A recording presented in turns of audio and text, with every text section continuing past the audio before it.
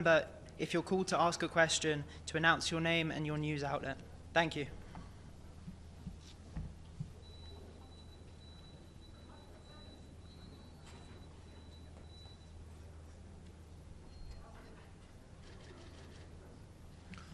Hello, good afternoon. Early this morning, the Israeli Air Forces carried out a strike that eliminated Ibrahim Akil, one of Hezbollah's most senior military commanders and member of their Jihad Council. Since 2004, he has served as the head of Hezbollah's operations unit, in which he was responsible for Hezbollah's bombing attacks, anti-tank missile attacks, air defense, and other military fields.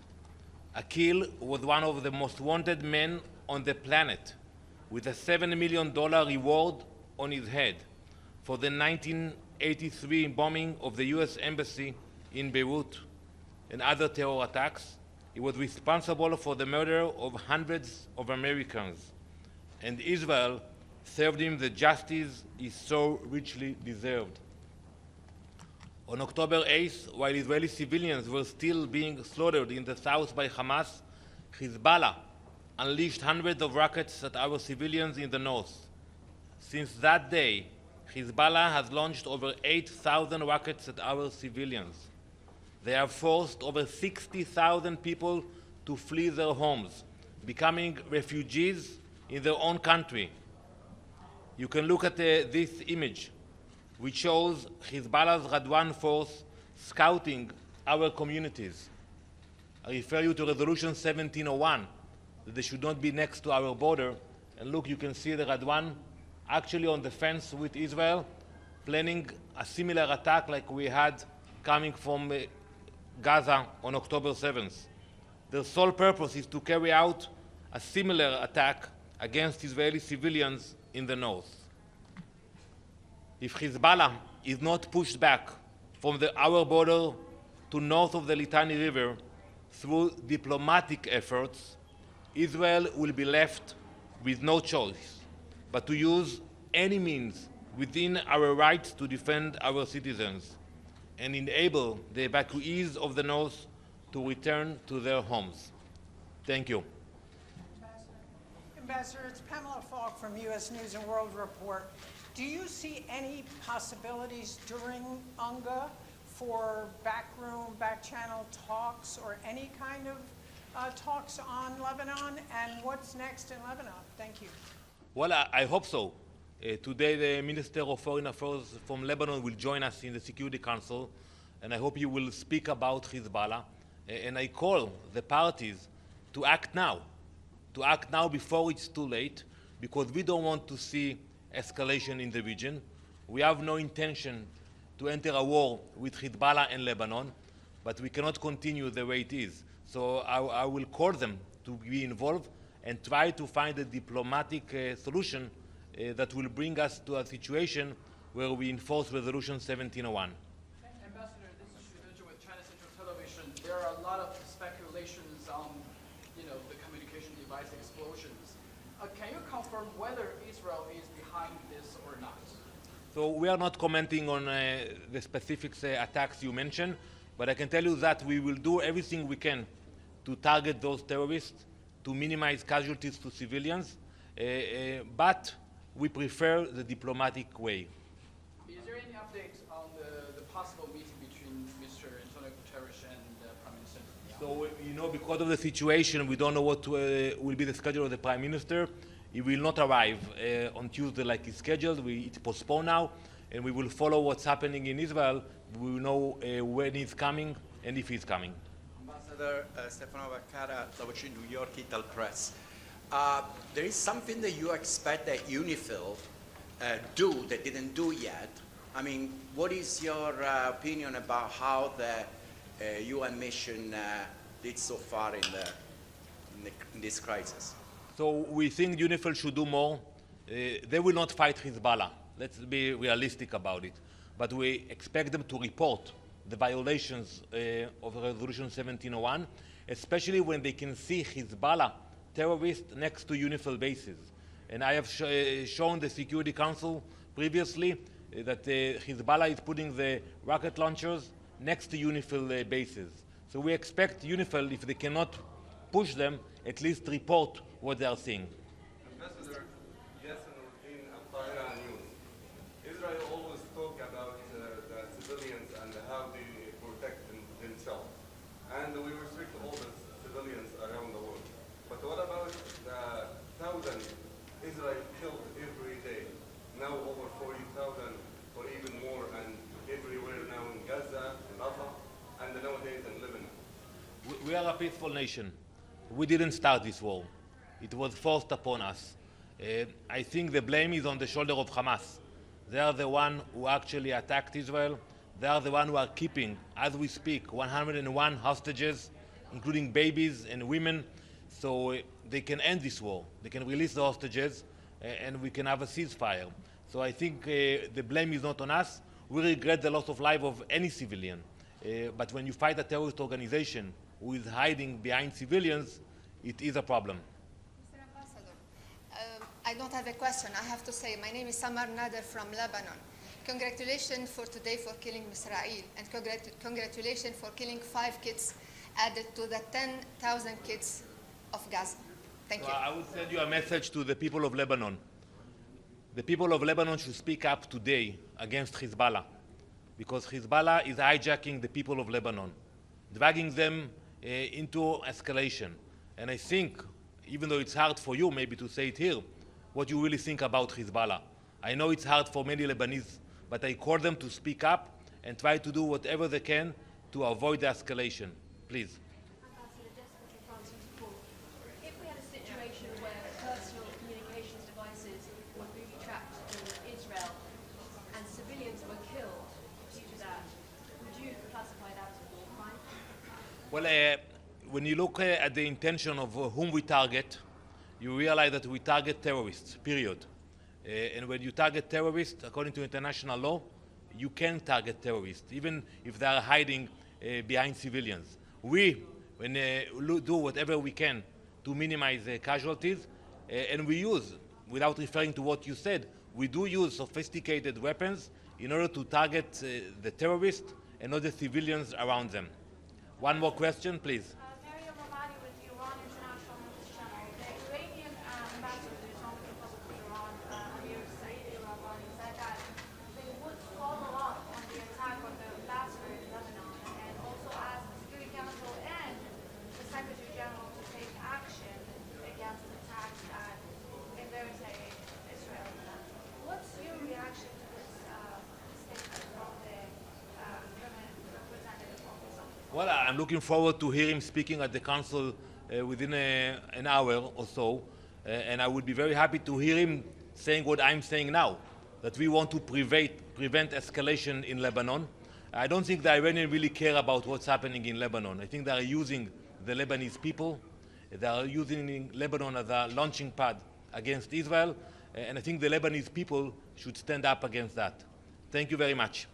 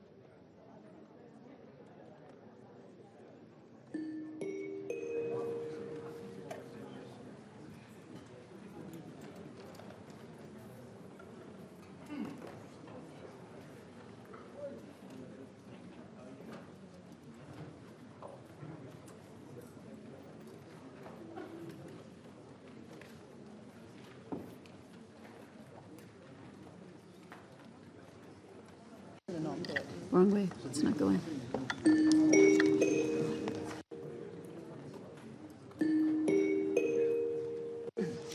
The 9,730th meeting of the Security Council is called to order. The provisional agenda for this meeting is the situation in the Middle East, including the Palestinian question. The agenda is adopted. In accordance with Rule 37 of the Council's Provisional Rules of Procedure, I invite the representatives of the Islamic Republic of Iran, Israel, Lebanon, and the Syrian Arab Republic to participate in this meeting. It is so decided.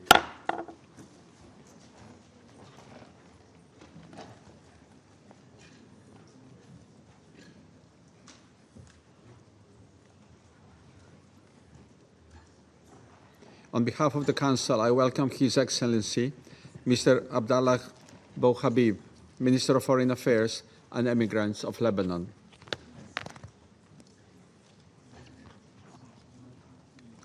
In accordance with Rule 39 of the Council's Provisional Rules of Procedure, I invite the following briefers to participate in this meeting. Ms. Rosemary DiCarlo, Under Secretary General for Political and Peacebuilding Affairs. Mr. Volker Türk, United Nations High Commissioner for Human Rights. It is so decided.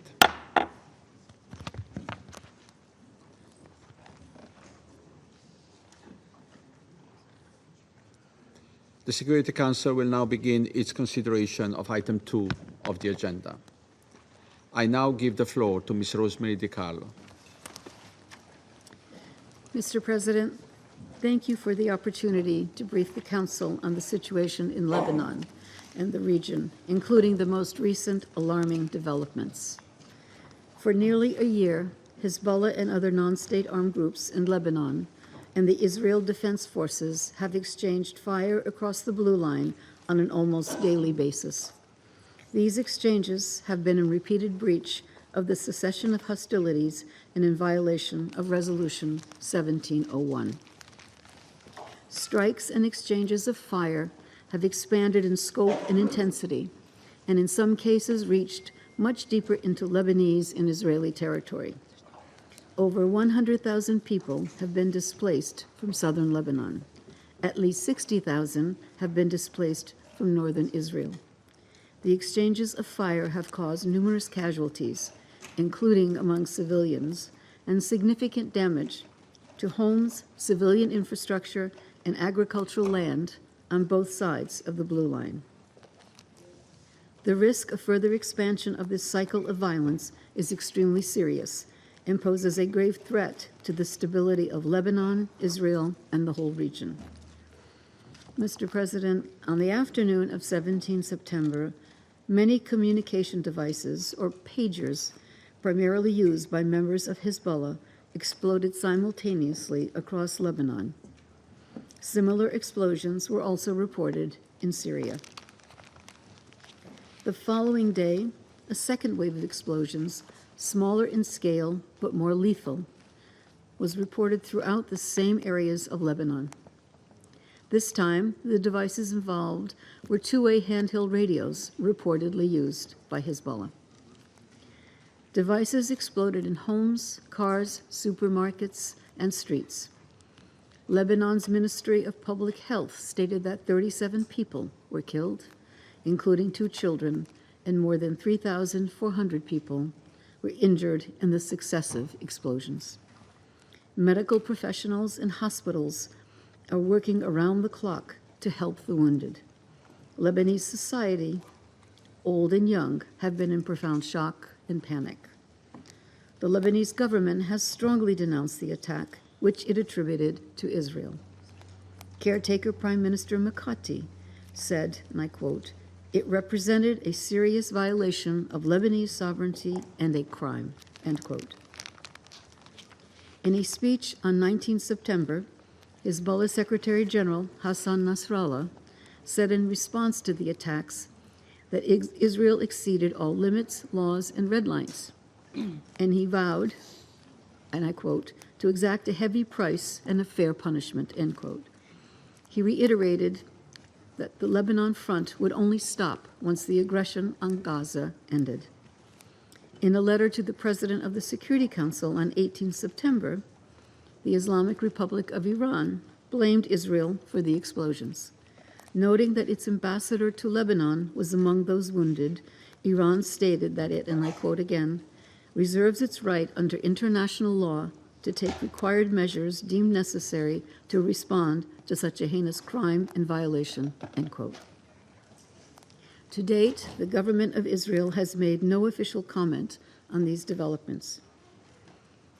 Mr. President, since the explosions on 17 and 18 September, exchanges of fire across the Blue Line have continued, showing worrying signs of escalation.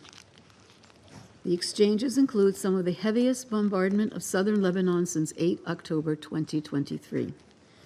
Israeli aircraft have conducted a high number of airstrikes and overflights, including breaking the sound barrier over Beirut on several occasions. In addition, we are receiving initial reports about an Israeli airstrike in the southern suburbs of Beirut hours ago, which Israel said targeted and killed a number of senior Hezbollah leaders. The Lebanese Health Ministry said at least 12 people were killed and over 60 injured in the strike. Meanwhile, heavy barrages of rocket, drone, artillery, and anti-tank missile fire from Lebanon have killed 2 IDF soldiers and wounded 10 Israelis. UNIFIL is monitoring the situation closely. On 16 September, Israel's Minister of Defense, Yoav Gallant, suggested that the center of gravity was moving north, including the transfer of military forces. Speaking of the onset of a, quote, new phase of war, end quote, he suggested the only way left to ensure the return of Israel's northern communities to their homes was through military action. Reports from Israeli media indicate that Israel Defense Forces 98th Division was transferred from Gaza to the Northern Command, adding to concerns about the risk of further escalation on the horizon.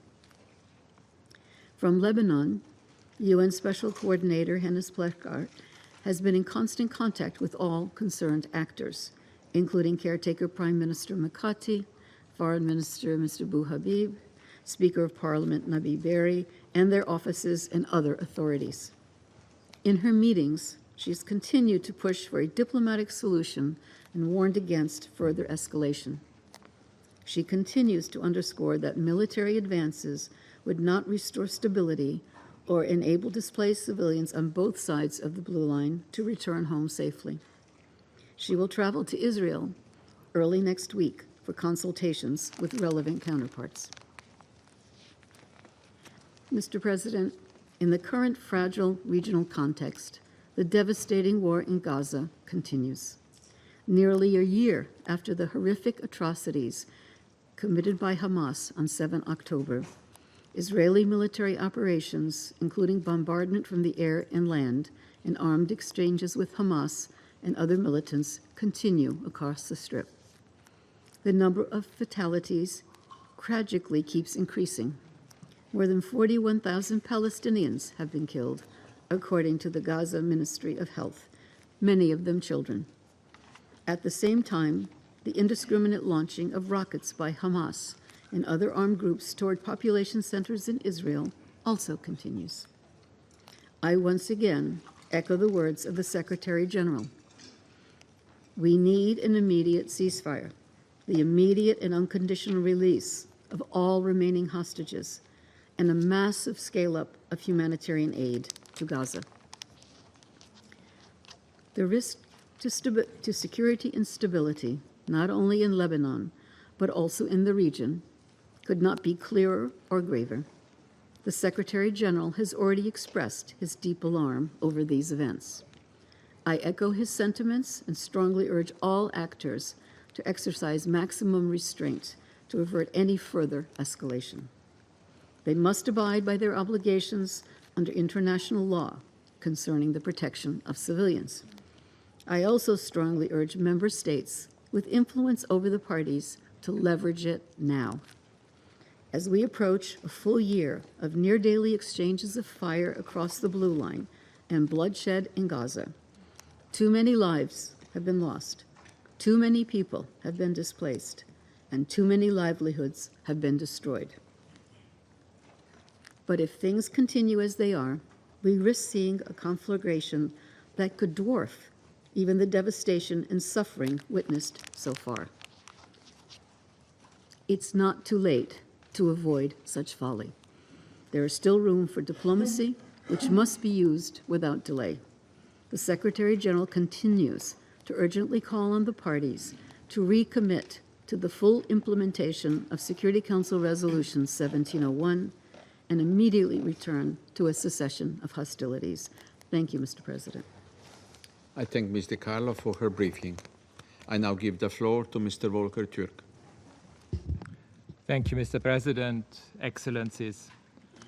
I'm appalled by the breadth and impact of the attacks on 17 and 18 September in Lebanon on civilians, where the explosion of pagers, two-way radios, and other electronic devices have reportedly killed at least 37 people, including 2 children, and injured more than 3,400 people in Lebanon alone, leaving many with permanent disabilities and healthcare facilities struggling to cope with the magnitude of the impact on people. These attacks represent a new development in warfare, where communication tools become weapons, simultaneously exploding across marketplaces, on street corners, and in homes as daily life unfolds. Authorities have reportedly dismantled unexploded devices in universities, banks, and hospitals. This has unleashed widespread fear, panic, and horror among people in Lebanon, already suffering in an increasingly volatile situation since October 2023 and crumbling under a severe and long-standing economic crisis. This cannot be the new normal. Mr. President, war has rules for each and every party to this and any other armed conflict. Armed force, that is, violence against other human beings, can only be used where necessary to achieve a valid military objective. In doing so, the fundamental distinction between civilian and military targets must be front and center. All feasible precautions must be taken to spare civilians. Attacks must remain proportional to the wider damage they inflict. Persons not exercising a continuous combat function in an armed group can only be targeted when taking a direct part in hostilities. At their core, these rules have the paramount aim of effectively protecting civilians. International human rights law exists to protect the equality and dignity of every human being, even in times of war. Law exists to defend values central to our societies and to our world. Simultaneous targeting of thousands of individuals, whether civilians or members of armed groups, without knowledge as to who was in possession of the targeted devices, their location, and their surroundings at the time of the attack, violates international human rights law and, as applicable, international humanitarian law. It is difficult to conceive how, in these circumstances, such attacks could possibly conform with the key principles of distinction, proportionality, and precautions in attack under international humanitarian law. If the attacker is unable to assess the compliance of the attack with binding rules of international law, notably the likely impact on civilians, then the attack should not be carried out. International humanitarian law prohibits the use of booby-trap devices in the form of apparently harmless portable objects which are specifically designed and constructed to contain explosive material. It is a war crime to commit violence intended to spread terror among civilians. I call again for an independent, thorough, and transparent investigation into the circumstances of these explosions. Those who ordered and carried out these attacks must be held to account. Let me be clear. This method of warfare may be new and unfamiliar, but international humanitarian and human rights law apply regardless and must be upheld. These attacks occurred amidst hostilities between Israel and Hezbollah, which since 8 October last year have caused civilian casualties on both sides. According to the Lebanese Ministry of Health, figures that were released in August, over 500 people have been killed, over 2,400 injured, and according to IOM, over 110,000 displaced in Lebanon. The government of Israel reported 48 people killed in Israel and over 63 people displaced in the context of these hostilities. The last 24 hours have seen intensified cross-border military action in Lebanon and Israel. This tragic situation cannot be seen in isolation. It is bound up with the war in Gaza, the spiraling violence in the West Bank, including East Jerusalem, and Israel's continued occupation of Palestinian territory. The heightened risk of further atrocity crimes remains. As repeatedly stated, the humanitarian situation for 2.2 million Palestinians in Gaza is catastrophic. Over 1,200 people were killed on 7 October in Israel. In Gaza, over 100 hostages are still held by Hamas and other Palestinian armed groups. Over 40,200 Palestinians, mostly women and children, have been killed as a result of the intensive Israeli offensive, and over 95,500 injured in Gaza, according to the Gaza Ministry of Health. I'm outraged by this inconceivable toll of human suffering. For the UN and other humanitarian responders, ongoing hostilities, access constraints, attacks on staff and facilities, and damaged infrastructures, along with the deteriorating security situation, including looting and frequent Israeli-issued evacuation orders, are key factors obstructing the delivery of sufficient life-saving aid across the Gaza Strip. Ending the war in Gaza and averting a full-blown regional conflict is an absolute and urgent priority. I call for an immediate ceasefire and for continuous humanitarian access to be ensured throughout the Strip. I urge the immediate and unconditional release of all hostages held in Gaza. The arbitrary detention by Israel of thousands of Palestinians must end. The wider situation of illegality across the occupied Palestinian territory, deriving from Israel's policies and practices, as so clearly spelled out by the International Court of Justice in its advisory opinion in July, must be comprehensively addressed. Mr. President, disrespect for international law is a matter of international peace and security, the core obligation of this Council, with implications beyond these countries and this region, beyond these countries and this region. States have constructed international human rights and humanitarian law precisely for moments like these, when life, dignity, and our very humanity are at risk.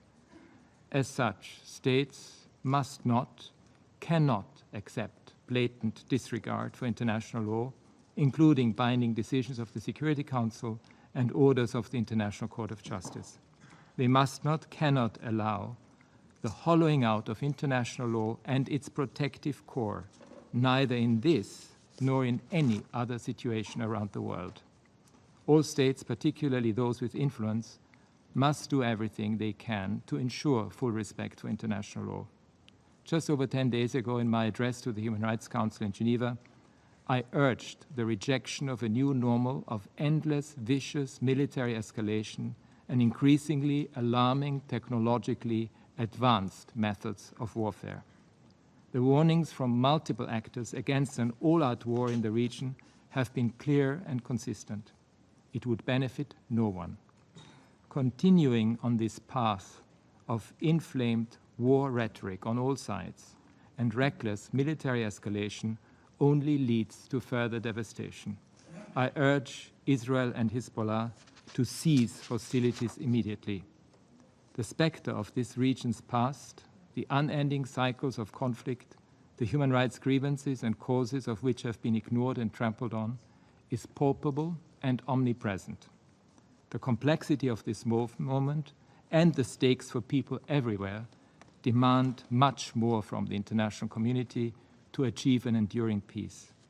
This crisis requires political courage and leadership. Thank you. I thank Mr. Türk for his briefing. I now give the floor to those council members who wish to make statements. I give the floor to the representative of Algeria.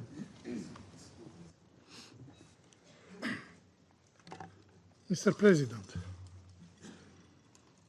I thank Mrs. De Carlo and Mr. Turk for their briefing, and I acknowledge and welcome the presence of His Excellency Minister Abdullah Abu Habib among us in this meeting. My country has called for this urgent meeting in light of the alarming escalation in Lebanon on September 17 and 18. These tragic events have resulted in dozens of deaths and thousands of injuries following the remote detonation of small communication devices across the country. The perpetrator is well known. We strongly condemn this Israeli attack. Such actions represent a blatant violation of Lebanon's sovereignty, of the UN Charter, of the international law, and of Resolution 1701 and 2749.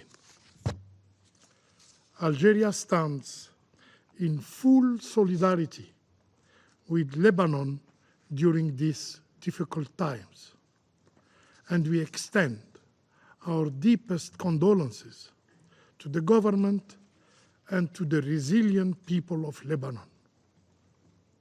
And we commend the Lebanese authorities for their measured and responsible handling of this grave crisis, preventing further escalation. Mr. President, these acts of aggression amount to war crimes. The deliberate and indiscriminate nature of these Israeli strikes has caused terror among civilians, with densely populated areas being targeted. This dangerous precedent turns civilian devices into bombs, threatening the safety of all and posing a significant threat. This precedent opens a dangerous Pandora box. What will happen if such unfamiliar tactics are replicated by terrorist groups? While the international community calls for de-escalation, Israel pulls the region toward war, expanding hostilities from the Blue Line into the entire Lebanese territory. The Israeli officials have openly threatened to launch a large-scale war in Lebanon. These attacks were followed by statements, official statements, praising the so-called positive result. The airstrike against Beirut this morning are another proof that the Israeli occupying power is not at all interested in peace. So, do Israeli occupying authorities truly seek peace with their neighbors? Are they genuinely committed to implementing Resolution 2735? Are they really committed to a ceasefire in Gaza? Mr. President, the Security Council bears the solemn responsibility to uphold the principle enshrined in the UN Charter. The Security Council must enforce its resolution. Resolution 1701 must be fully implemented without bias, and the Israeli occupier aggressions must cease, and it must withdraw from all occupied Lebanese territories. Only by ending the occupation that we could pave the way for lasting peace and stability in the region. I thank you. I thank the representative of Algeria for their statement. I give the floor to the representative of Switzerland. Merci, Monsieur le Président. Et nous saluons la tenue d'une réunion suite au développement extrêmement inquiétant au Liban et au-delà. Et je voudrais remercier la secrétaire générale adjointe, Di Carlo, ainsi que le haut-commissaire turc pour leurs interventions qui détaillent très précisément les événements de ces derniers jours. Et je salue la présence du ministre et bien entendu de tous les collègues. Monsieur le Président, la Suisse exprime sa profonde inquiétude face aux explosions des beepers et d'autres appareils de communication survenus mardi et mercredi. Nous condamnons le fait que ces explosions aient fait de nombreuses victimes parmi les civils, y compris des enfants. La lumière doit être faite sur les circonstances et les responsabilités. Et je tiens à présenter nos sincères condoléances à toutes les familles des victimes civiles ayant été blessées et tuées ces derniers jours. Nous sommes préoccupés par les conséquences plus amples de ces explosions pour la population civile. Elles ont semé la panique et la peur généralisée et engorgé les hôpitaux. À ce titre, je voudrais rendre hommage au personnel hospitalier et aux secouristes libanais pour leur engagement. Ces explosions, ainsi que l'intensification des hostilités des deux côtés de la ligne bleue, y inclut la frappe dans la banlieue sud de Beyrouth aujourd'hui, risquent de compromettre davantage la stabilité du Liban et de toute la région. Nous déplorons ici aussi les civils blessés et tués. La Suisse appelle toutes les parties, ainsi que ceux qui ont une influence sur elle, à faire preuve de la plus grande retenue afin d'éviter une escalade régionale majeure. Nous plaidons avec insistance pour un retour à la cessation totale des hostilités et exigeons l'application intégrale de la résolution 1701. Ce Conseil a réaffirmé ses demandes à l'unanimité il y a seulement 3 semaines. La Suisse appelle toutes les parties au respect du droit international humanitaire et notamment des principes de distinction, proportionnalité et précaution en toutes circonstances. War has rules, comme vient de le dire le haut-commissaire. La protection des civils est une obligation juridique qui doit être respectée. Nous rappelons aussi que les droits humains s'appliquent en tout temps. Le seul désir des dizaines de milliers de personnes déplacées des deux côtés de la ligne bleue est de retourner dans leur maison pour y vivre en paix. Leurs enfants, quant à eux, ne demandent rien d'autre que de pouvoir se rendre dans leurs écoles et jouer avec leurs amis. Une chose est pourtant absolument claire. Le dialogue et la désescalade sont les seuls moyens pour y parvenir. L'escalade militaire n'est pas la solution. Elle entraînerait la région dans l'abîme d'une guerre régionale. C'est pourquoi la Suisse soutient tous les efforts de médiation en cours. Des voies de paix et de raison doivent prévaloir dans l'intérêt de la population de toute la région. Enfin, et nous ne cesserons pas d'insister sur ce point, un cessez-le-feu à Gaza, ainsi que la libération des otages et un accès humanitaire rapide et sans entrave sont nécessaires de toute urgence pour réduire les souffrances des civils et éviter une plus grande escalade régionale. Les négociations doivent urgemment se poursuivre et les parties doivent y participer de bonne foi. Ce Conseil doit assumer ses responsabilités et contribuer unis à une solution pacifique. La Suisse est prête à apporter sa contribution. Je vous remercie. I thank the representative of Switzerland for their statement. I give the floor to the representative of the Republic of Korea. Thank you, Mr. President. I'd like to thank USGT Carlo and the UN High Commissioner for Human Rights Volker Turk for their grim briefings today. I also welcome the participation of Foreign Minister Mr. Habib and the representatives of Syria, Iran, and Israel in this meeting. The Republic of Korea is shocked to witness the bloody and the devastating attacks in Lebanon, involving communication devices that caused thousands of casualties, including children. This unprecedented action signifies a deeply worrisome escalation in an already extremely volatile context. I would like to make the following points in this regard. First, we stress that under no circumstances can violations of international humanitarian law be tolerated. These indiscriminate attacks remotely targeted and seriously injured thousands of individuals without specific knowledge of who possessed the devices, their exact locations, or their surroundings at the time of the attack, at grocery stores, hospitals, and funerals. Such attacks raise serious concerns about whether the core principles of IHL, distinction, proportionality, and precaution, were upheld during these operations. Reports also indicate that the exploded devices, predominantly pagers and walkie-talkies, were harmless portable products which are prohibited from being used as booby traps under Article 7, Paragraph 2 of the amended Protocol 2 of the Convention on Certain Conventional Weapons. This further calls into question the legality of the operations as highlighted by High Commissioner Turk in his briefing.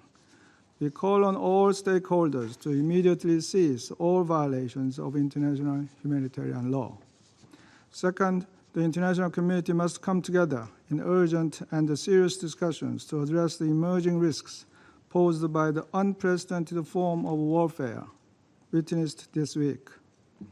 The attacks weaponized thousands of personal communication devices for remote detonated destruction, elucidating the alarming potential for any consumer electronics to be exploited and transformed into lethal weapons that transcend our imaginations.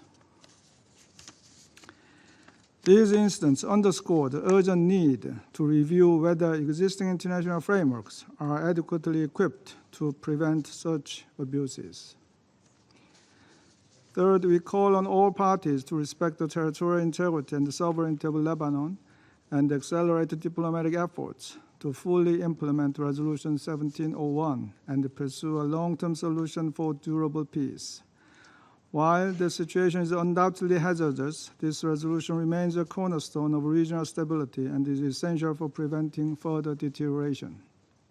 We urge all parties to return to the fundamentals of the resolution, including full respect for the blue line and the establishment of an area free of any armed entities other than the Lebanese armed forces. Fourth, my delegation strongly urges all parties to exercise maximum restraint and prioritize de-escalation during this highly perilous period. Israel has recently added the safe return of displaced northern residents as a new objective of its military action, stating that operations will continue until they can return home. It also conducted airstrikes today in a densely populated area in Beirut, which reportedly killed at least 12 people and injured over 60, including civilians, with others buried under the rubble. Further escalation would probably result in far greater civilian casualties, increased threats to UNIFIL peacekeepers, and unparalleled regional security risks. Indeed, from the Blue Line to Gaza, the West Bank, Yemen, and Syria, the region is on the brink of widespread and massive war. Even a single misstep or miscalculation could trigger a catastrophic situation with grave consequences for the lives of millions that could extend far beyond the region. As we now truly stand at an inflection point, we once again call on all parties to return to the negotiating table with a particular urgency for a ceasefire in Gaza, which lies at the very heart of de-escalation. I thank you, Mr. President. I thank the representative of the Republic of Korea for their statement. I give the floor to the representative of the United States. Thank you, Mr. President. And thank you, Undersecretary General DiCarlo and High Commissioner Turk, for your briefings. Colleagues, the United States remains of the view that a broader conflict in the Middle East is neither desirable nor inevitable. But the actions various actors take in the coming days will, once again, determine how the situation evolves. It is imperative that even as facts emerge about the latest incidents, in which, I reiterate, the United States played no role, all parties refrain from any actions which could plunge the region into a devastating war. Security Council cannot ignore the origins of this particular conflict between Israel and Hezbollah. Prior to Hamas's brutal terrorist attack, quiet had largely been maintained along the Blue Line for 18 years, since the adoption of Resolution 1701 in 2006. This stability was shattered on October 7 and 8, when Israel was attacked without provocation by non-state armed groups in Lebanon. And for the past 11 months, the people of Lebanon have suffered the devastating consequences of this conflict, which is not their own. More than 100,000 Lebanese civilians and more than 65,000 Israeli civilians have been displaced. Civilians on both sides of the Blue Line have seen their homes destroyed and their fields and orchards burned. Hezbollah, which receives extensive training, arms, and financing from Iran, took these actions in solidarity with Hamas, not for Lebanon or the Lebanese people. And for the past 11 months, Hezbollah has continued to bombard communities in northern Israel on a near daily basis, again, in support of Hamas and Iran's broader campaign to threaten Israel. Hezbollah's sustained attacks, presence along the Blue Line, and entrenchment in southern Lebanon also put Israeli and Lebanese civilians at risk. Israel has a right to defend itself against Hezbollah's attacks. No member of this council facing a terrorist organization on its border would tolerate daily rocket attacks on its territory and the displacement of tens of thousands of its people. We expect all parties will comply with international humanitarian law and take all reasonable steps to minimize harm to civilians, especially those in densely populated areas.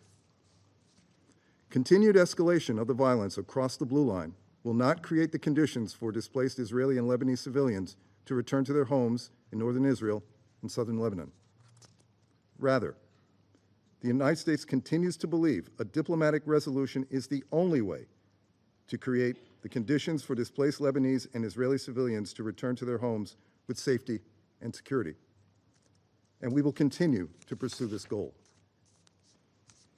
Iran, through its sustained supply of weapons and personnel to Hezbollah, in blatant disregard and defiance of the call for disarmament in Resolutions 1559 and 1701, and in violation of the latter's legally binding arms embargo, appears to have a different agenda. Over many years, the United States has committed substantial resources to humanitarian efforts in Lebanon and supported independent institutions such as the Lebanese Armed Forces and Internal Security Forces. Equally significant, the Security Council has clearly and repeatedly expressed its desire to see the full authority of the Lebanese government extended throughout Lebanon's territory. And it has emphasized its strong support for the aspirations of the Lebanese people to live in peace, free from foreign meddling. Every member of this council has a responsibility to help Lebanon's people avoid further tragedy. to support diplomatic efforts that would help restore calm along the Blue Line, which again would enable civilians in southern Lebanon and northern Israel to return to their homes, and to also press Iran to cease its destabilizing and dangerous use of Hezbollah to undermine regional security in a way that puts the Lebanese people in danger. This is the path toward greater regional stability, and the United States will continue to do everything possible to support de-escalation and an enduring diplomatic solution. Thank you, Mr. President. I thank the representative of the United States for their statement. I give the floor to the representative of China. 主席，我感谢阿尔及利亚要求召开此次会议，欢迎黎巴嫩外长哈比卜参加会议。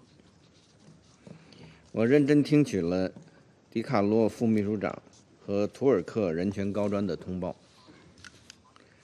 中方对黎巴嫩境内数千台巡呼机、对讲机等通讯设备被远程操控，同时发生爆炸，造成数千民众伤亡，深感震惊，深表关切。在街头玩耍的孩子失去眼睛，在超市购物的母亲手脚致残，在上班途中的医生身负重伤。这种惨状让人不忍想象。通过远程操控通讯工具发动无差别袭击，造成大规模平民伤亡，制造社会恐慌，这样的事情在历史上闻所未闻。这种行为无疑是对一国主权和安全的严重侵犯，是对国际法，特别是国际人道法的公然违反，是对生命的漠视和践踏。袭击手段之残忍，性质之恶劣，令人发指，必须予以最强烈的谴责。截止目前，尚无人宣布对此次袭击负责，但各方对肇事者已做出了基本一致的判断。我们呼吁对事件进行全面及时的调查，追究策划者和实施者的责任。当前，中东地区局势岌岌可危，以色列在加沙的军事行动仍在持续，已夺去4万多巴勒斯坦民众的生命。以色列同时还在不断加剧黎以边境地区的紧张局势。我们注意到有关分析指出，此次远程操控袭击预示着大规模军事行动的开始。我们也注意到真主党领导人的最新表态，我们对黎以局势可能进一步升级深表担忧，呼吁所有各方保持最大限度的克制，特别呼吁以色列放下使用武力的执念，立即停止在加沙的军事行动，立即停止侵犯黎巴嫩主权和安全的行为，立即停止可能将地区拖入新的浩劫的冒险行径。我们强烈敦促对以色列有影响的国家拿出实际行动，制止以色列在错误的道路上越走越远。我们支持安理会采取一切必要行动，为缓和黎以局势、维护中东地区和平稳定做出最大努力。谢谢主席。I thank the representative of China for the statement, and I give the floor to the representative of the United Kingdom. Thank you, President. I thank USG DiCarlo and High Commissioner Turk for their briefing today. This past year has seen continuous and devastating violence across the region. Civilians have suffered on a dreadful scale on both sides of the Blue Line.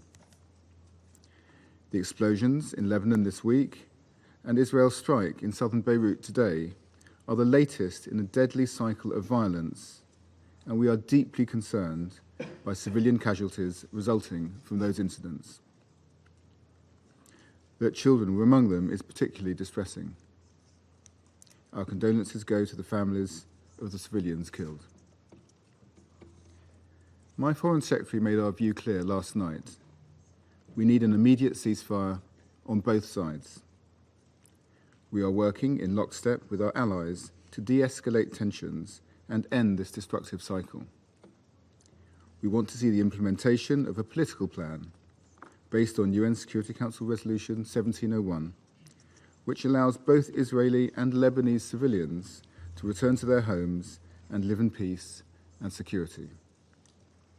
We are ready to play our role in a diplomatic process to achieve that. President, let us be clear. Hezbollah launched an unprovoked attack on Israel on 8 October 2023. Since then, Israel has faced a near daily barrage of Hezbollah rockets. We are resolute in our support for Israel's right to defend its citizens against such threats. However, in doing so, international humanitarian law must be fully respected and all possible steps taken to avoid civilian casualties. Lebanese Hezbollah's aggression has been fueled by Iran and its continued destabilization of the Middle East, including through its support to partners and proxies. Iran supplies advanced weaponry in contravention of multiple Security Council resolutions, only prolonging the suffering of the Lebanese people.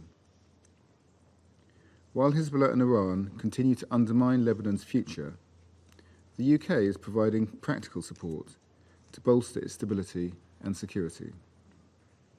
This includes funding and training to both the Lebanese armed forces and internal security forces, as well as humanitarian assistance to vulnerable communities, including in the south of Lebanon. President, now is the time for calm heads and an urgent focus on an immediate ceasefire to create the space for negotiations. I thank you. I thank the representative of the United Kingdom for their statement. I give the floor to the representative of France. Monsieur le Président, je remercie Madame Di Carlo et Monsieur Turc pour leurs interventions et je tiens à saluer la présence parmi nous du ministre des Affaires étrangères du Liban. La France exprime son inquiétude à la suite des explosions d'appareils de télécommunications les 17 et 18 septembre au Liban. En effet, le risque d'une guerre ouverte et aux conséquences potentiellement dramatiques s'accroît chaque jour. Une telle perspective doit absolument être évitée. Il est urgent que toutes les parties travaillent à une désescalade. La résolution 2749, adoptée le 28 août pour renouveler le mandat de la FINUL, le demande avec clarté. Elle appelle tous les acteurs concernés à prendre des mesures immédiates en vue d'une désescalade et elle exige la pleine mise en œuvre du cadre reconnu par tous, à savoir la résolution 1701, y compris le retour à une cessation complète des hostilités. Ces résolutions doivent être respectées par tous. Dans cet objectif, nous demandons aux autorités israéliennes de faire preuve de la plus grande retenue après leurs déclarations récentes sur leurs opérations militaires au Liban. Nous rappelons aussi notre exigence que le Hezbollah cesse immédiatement ses attaques contre le territoire israélien. Il est enfin indispensable que toutes les parties s'acquittent des obligations que leur impose le droit international humanitaire, notamment en matière de protection des civils. La France poursuit ses efforts pour identifier les conditions d'un accord en vue de revenir à une cessation des hostilités le long de la ligne bleue, en accord avec la résolution 1701, et pour assurer la sécurité des populations civiles en Israël comme au Liban. Je vous remercie. I thank the representative of France for their statement. I give the floor to the representative of Mozambique. Thank you, Mr. President. I wish to thank the Slovenia presidency for convening this urgent meeting requested by Algeria. We are grateful to Undersecretary General Samuel Di Carlo and the High Commissioner Volker Turk for their insights on this deeply concerning matter. We also acknowledge the presence of His Excellency, the Minister of Foreign Affairs of Lebanon, and representatives of Iran and Israel. Mr. President, Mozambique views the current situation in Lebanon with deep concern. The escalating cross-border hostilities between Hezbollah and Israel have significantly heightened regional tensions. We are particularly alarmed by the recent cyber attack in Beirut and other parts of the country, which resulted in the detonation of pagers and other electronic devices. This unprecedented incident, occurring on September 17 and 18, has led to a tragic loss of lives and numerous injuries. We deeply deplore the deaths of civilians. The targeting of populated areas, including homes, vehicles, commercial establishments, and public spaces, is a clear violation of international humanitarian law. Mozambique strongly condemns these attacks, which have resulted in at least 12 civilian fatalities and left thousands wounded. We note with grave concern that many of the casualties were not combatants but civilians, members of the Lebanon's Shia community engaged in non-military activities.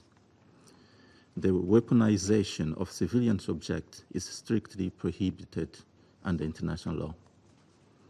The incident highlights the evolving nature of modern warfare, where cyber capabilities can be employed to inflict physical harm.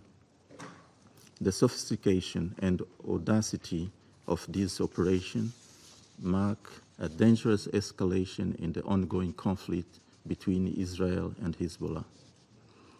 We are deeply troubled by the potential ramifications of this attack, which may herald a new phase of conflict in Lebanon and the broader Middle East region. The unprecedented nature of this incident raises serious concerns about the future stability of the area. We strongly condemn these attacks as they bring a notable escalation in the region after months of mostly low-intensity conflict between the two contenders. Mozambique calls upon all parties to immediately cease all military and subversive activities. We also strongly emphasize the critical need for de-escalation to prevent further instability and retaliatory actions. We urge all parties involved to strictly adhere to international law and Security Council resolutions. It is imperative to ensure the protection of civilians and the maintenance of peace and security in the region. In conclusion, Mr. President, Mozambique reiterates its commitment to the principles of the United Nations Charter and stands ready to support all efforts towards peaceful resolution of conflicts and the protection of civilian lives. I thank you, Mr. President. I thank the representative of Mozambique for their statement. I give the floor to the representative of Guyana. Thank you, Mr. President, and I thank Algeria for requesting this urgent meeting. I also thank USG DiCarlo and High Commissioner Turk for the updates provided, and welcome the participation of His Excellency Mr. Abdullah Bou Habib, Minister for Foreign Affairs and Immigrants of Lebanon, in today's meeting. I also acknowledge the participation of the permanent representatives of Israel, Iran, and Syria in our meeting. Mr. President, Guyana is alarmed by the reports of well-coordinated, widespread lethal attacks earlier this week across Lebanon and Syria, where pagers and other communication devices were transformed into deadly weapons. These attacks were apparently aimed at specific targets, but ultimately were indiscriminate in their effect, as many of the detonations occurred in crowded areas. The result, according to the Minister of Health of Lebanon, is that 37 persons have died, including 2 children, and more than 3,000 injured. We are also deeply concerned about the strike carried out this morning by Israel in a densely populated area in Beirut, which also resulted in the deaths of at least 14 persons and injury to more than 50.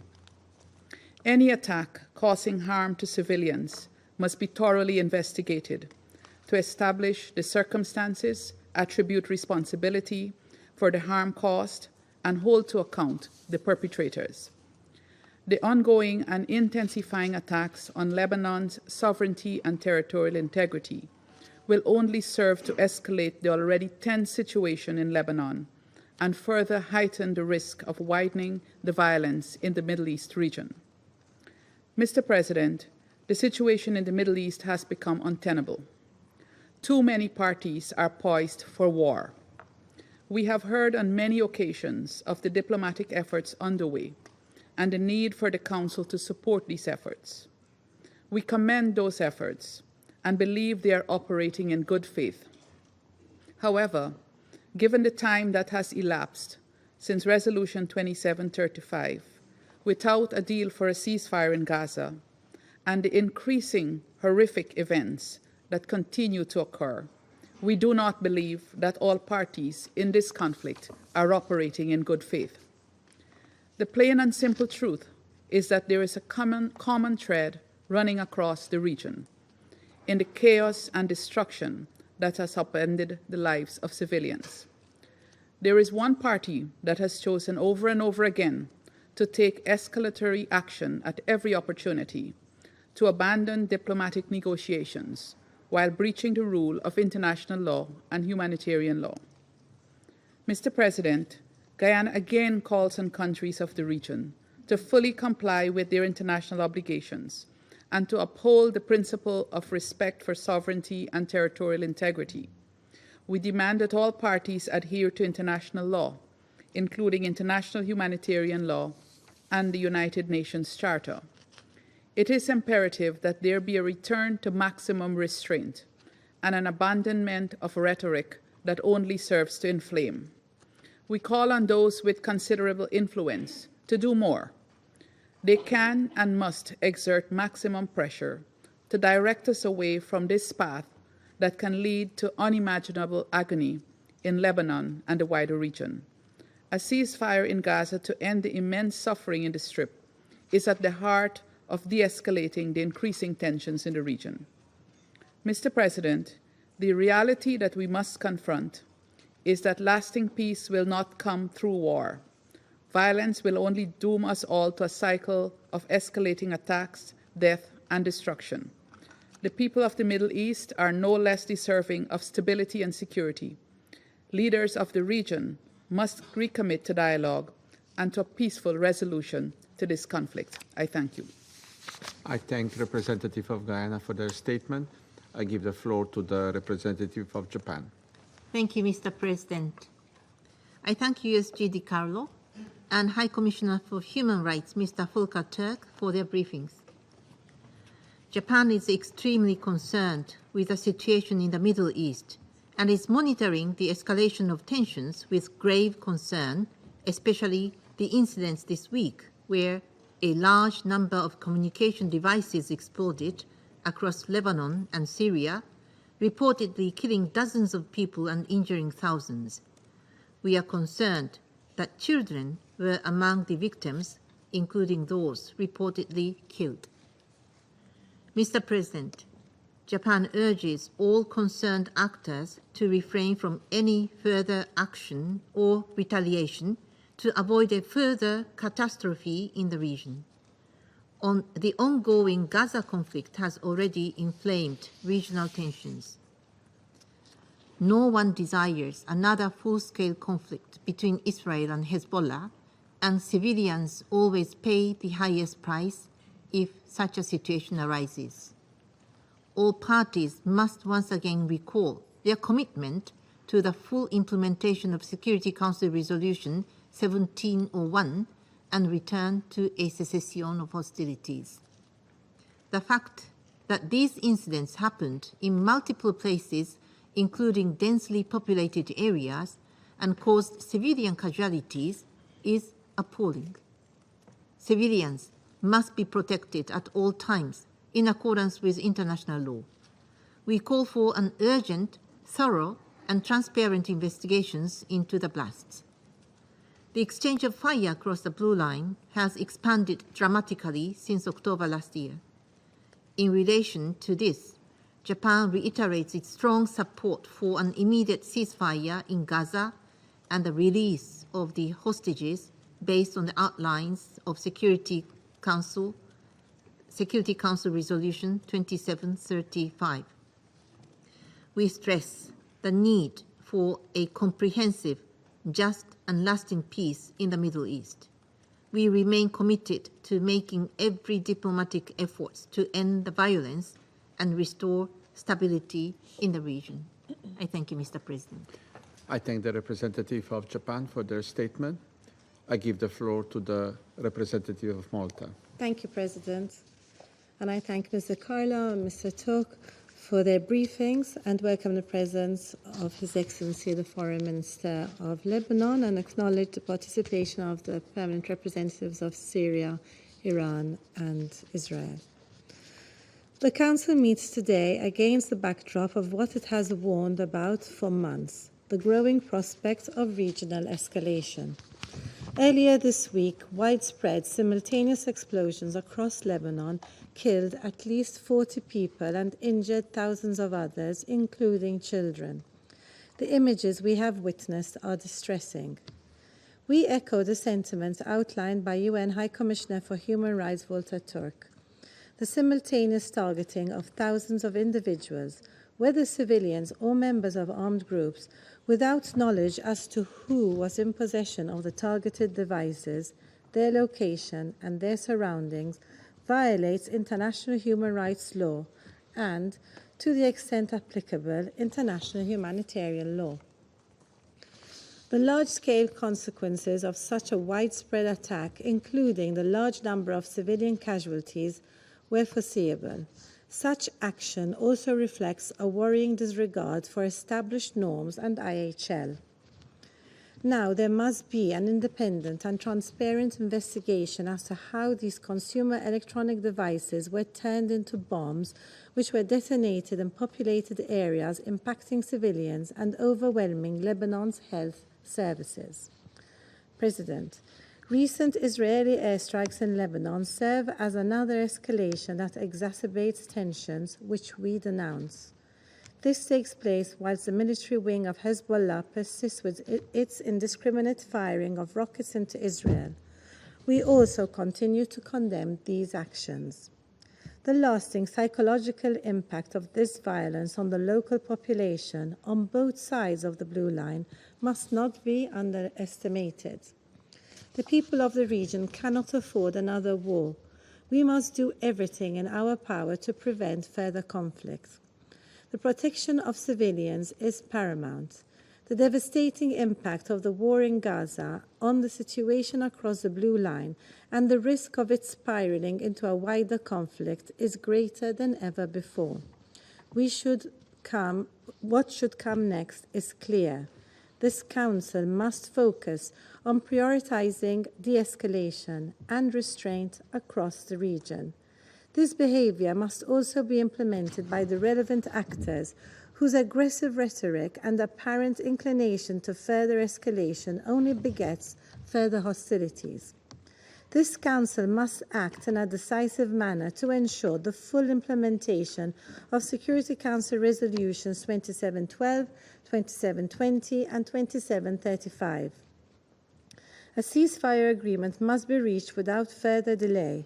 We call on all member states in the region and those with influence over the parties to redouble their efforts to this end. The fate of the region depends on it.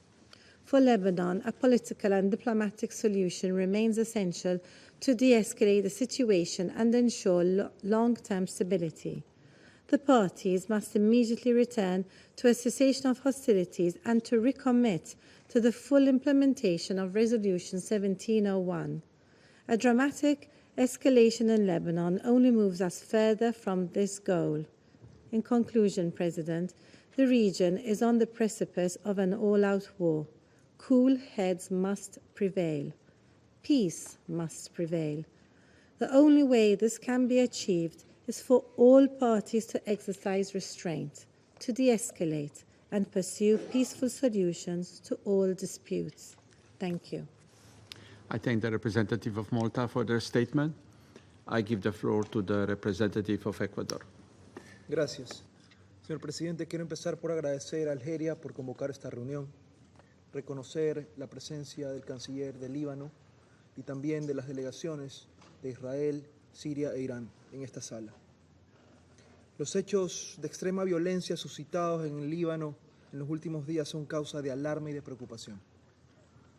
El Ecuador agradece y toma nota de la información proporcionada por la Secretaria General Adjunta, Rosemary DiCarlo, y por el Alto Comisionado para los Derechos Humanos, Volker Turk. La explosión de aparatos de comunicación en Líbano ha ocasionado decenas de muertes y centenas de heridos, y ha sumido a la población civil en el miedo. El derecho internacional humanitario debe ser respetado por todas las partes.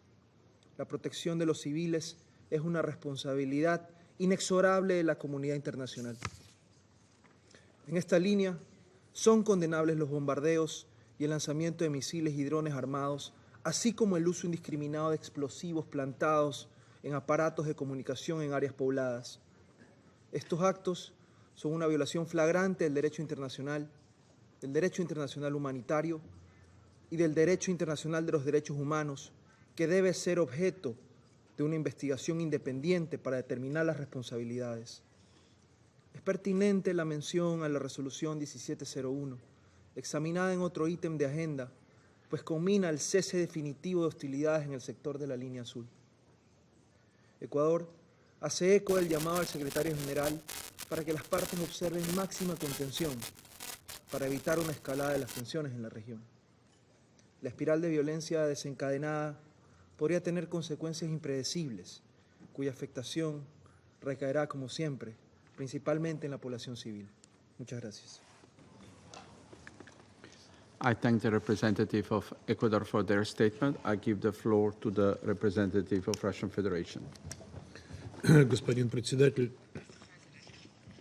мы поддерживаем инициативу Алжира по созыву сегодняшнего заседания в связи с очередным опаснейшим витком эскалации в регионе Ближнего Востока. Мы внимательно изучили озабоченности Ливана и Ирана, изложенные в распространенных накануне письмах. С тревогой выслушали доклады заместителя генерального секретаря ООН Розмари DiCarlo и Фолькера Тюрка о ситуации в Ливане. Приветствуем участие в сегодняшнем заседании министра иностранных дел Ливана. Господин председатель, к сожалению, разрушительные обстрелы, авиаудары и жестокие наземные зачистки вот уже почти год как стали печальной обыденностью для Ближнего Востока. Несмотря на протест международного сообщества, расширяется и возмутительная практика точечных ликвидаций. Казалось бы, в этом котле насилия уже не осталось действий, которые бы мы с вами раз за разом не осуждали в этом зале. Однако то, что на днях произошло в Ливане и Сирии, выводит эскалацию на Ближнем Востоке в новое высокотехнологическое измерение. И это крайне опасный поворот. В результате чудовищной провокации серии детонаций беспроводных устройств связи за последние дни погибли 37 человек, в том числе 2 детей, и более 4000 человек получили ранения. Те, кто совершил это варварское преступление, не щадили никого. Взрывы прогремели в больницах, на рынках, улицах, в магазинах и аптеках. Известно, что это была скоординированная дистанционно управляемая операция, ответственность за которую формально никто на себя не взял. Но в регионе проанализировали факты и сделали на этот счет свои выводы. Расцениваем случившееся как террористический акт, создающий угрозу региональному миру и безопасности с непредсказуемыми последствиями для всего Ближнего Востока. Решительно осуждаем эту беспрецедентную атаку на дружественный Ливан и его граждан, которое представляет собой грубое нарушение его суверенитета и является серьезным вызовом международному праву. Выражаем искренние соболезнования семьям погибших и желаем скорейшего выздоровления пострадавшим. Те, кто стоят за этим преступлением, не могут не осознавать, что подобные попытки втянуть Ливан в региональную конфронтацию накаляют и без того турбулентную атмосферу в регионе. Очевидно, что организаторы этого беспрецедентного с точки зрения злонамеренного использования бытовых устройств нападения целенаправленно добивались разжигания масштабной вооруженной конфронтации, стремясь спровоцировать новую большую ближневосточную войну.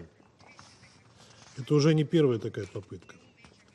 Она продолжает череду политических нападений и убийств в Ливане, Сирии и Иране, за часть из которых власти Западного Иерусалима взяли на себя ответственность. В этом ряду и самая масштабная за последний год бомбардировка Израилем юга Ливана, продолжавшаяся более 2 часов подряд, после которой был нанесен очередной удар по южной части Бейрута, в результате которого, по данным Минздрава Ливана, погибли 8 человек и еще 59 получили ранения. Весь мир облетели кадры, на которых запечатлены ужасные масштабы разрушения от израильского авиаудара. Решительно осуждаем подобные действия Западного Иерусалима и призываем все стороны к максимальной сдержанности, немедленному прекращению огня и полному выполнению резолюции Совета Безопасности 1701. Большая война на Ближнем Востоке ни в чьих интересах. Примечательно также, что спираль насилия явно подрывает активно рекламируемые администрацией Байдена усилия по прекращению огня в секторе Газа, а также по стабилизации обстановки на голубой линии в Ливане.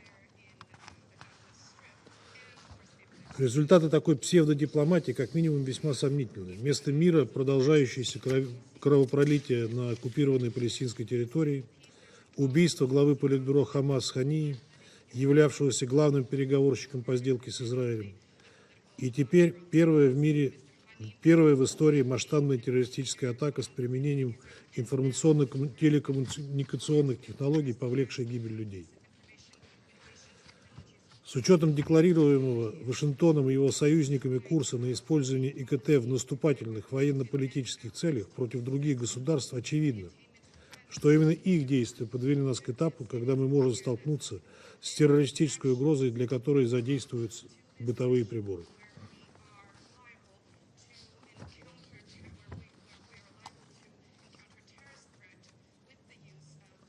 С учетом того, что, согласно поступающей информации, речь идет об удаленном воздействии на электронику, причем из другой юрисдикции, считаем произошедшее крайне опасным прецедентом.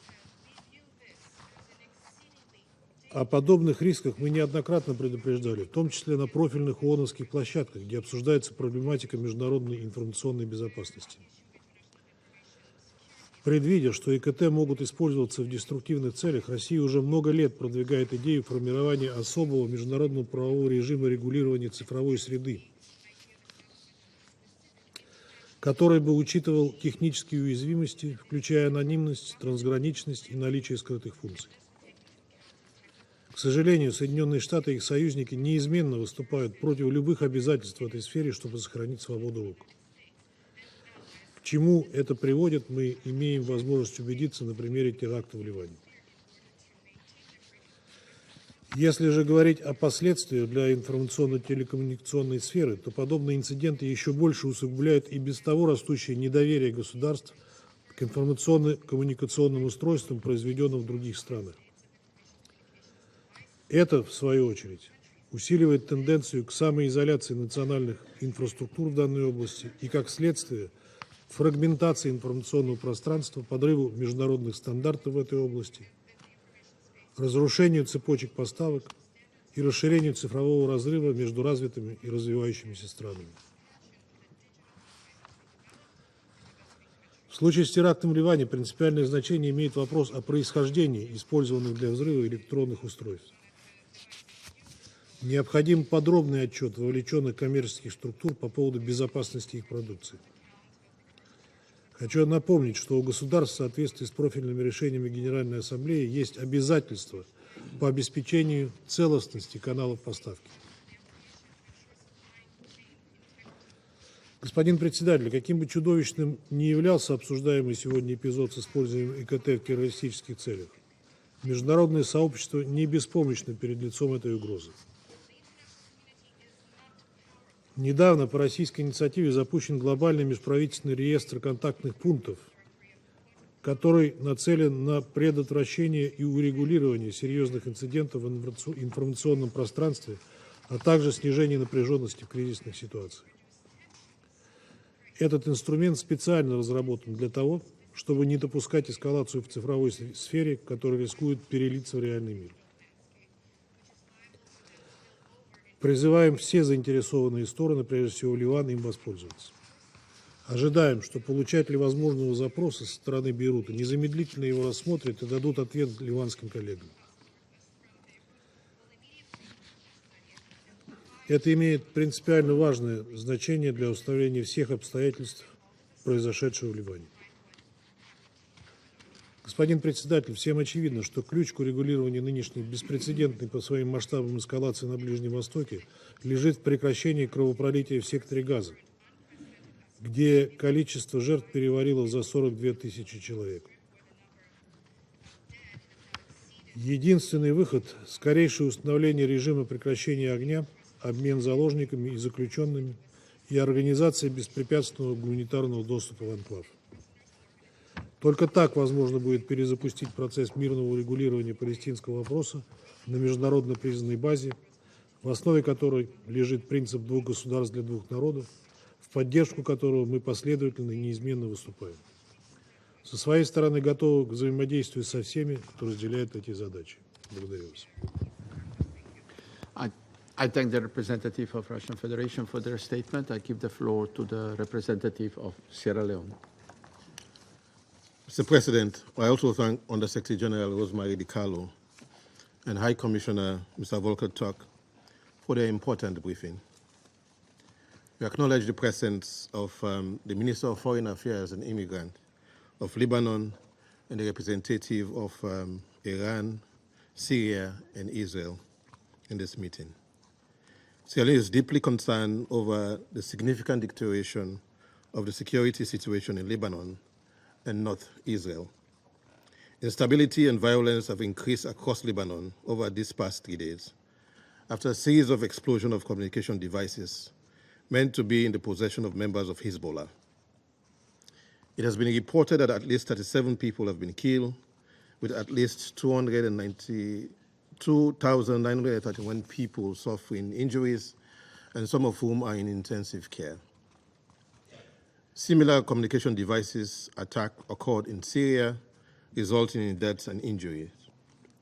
These attacks have been followed by intense strikes in southern Lebanon by Israeli warplanes, reportedly the heaviest aerial strikes since October 2023.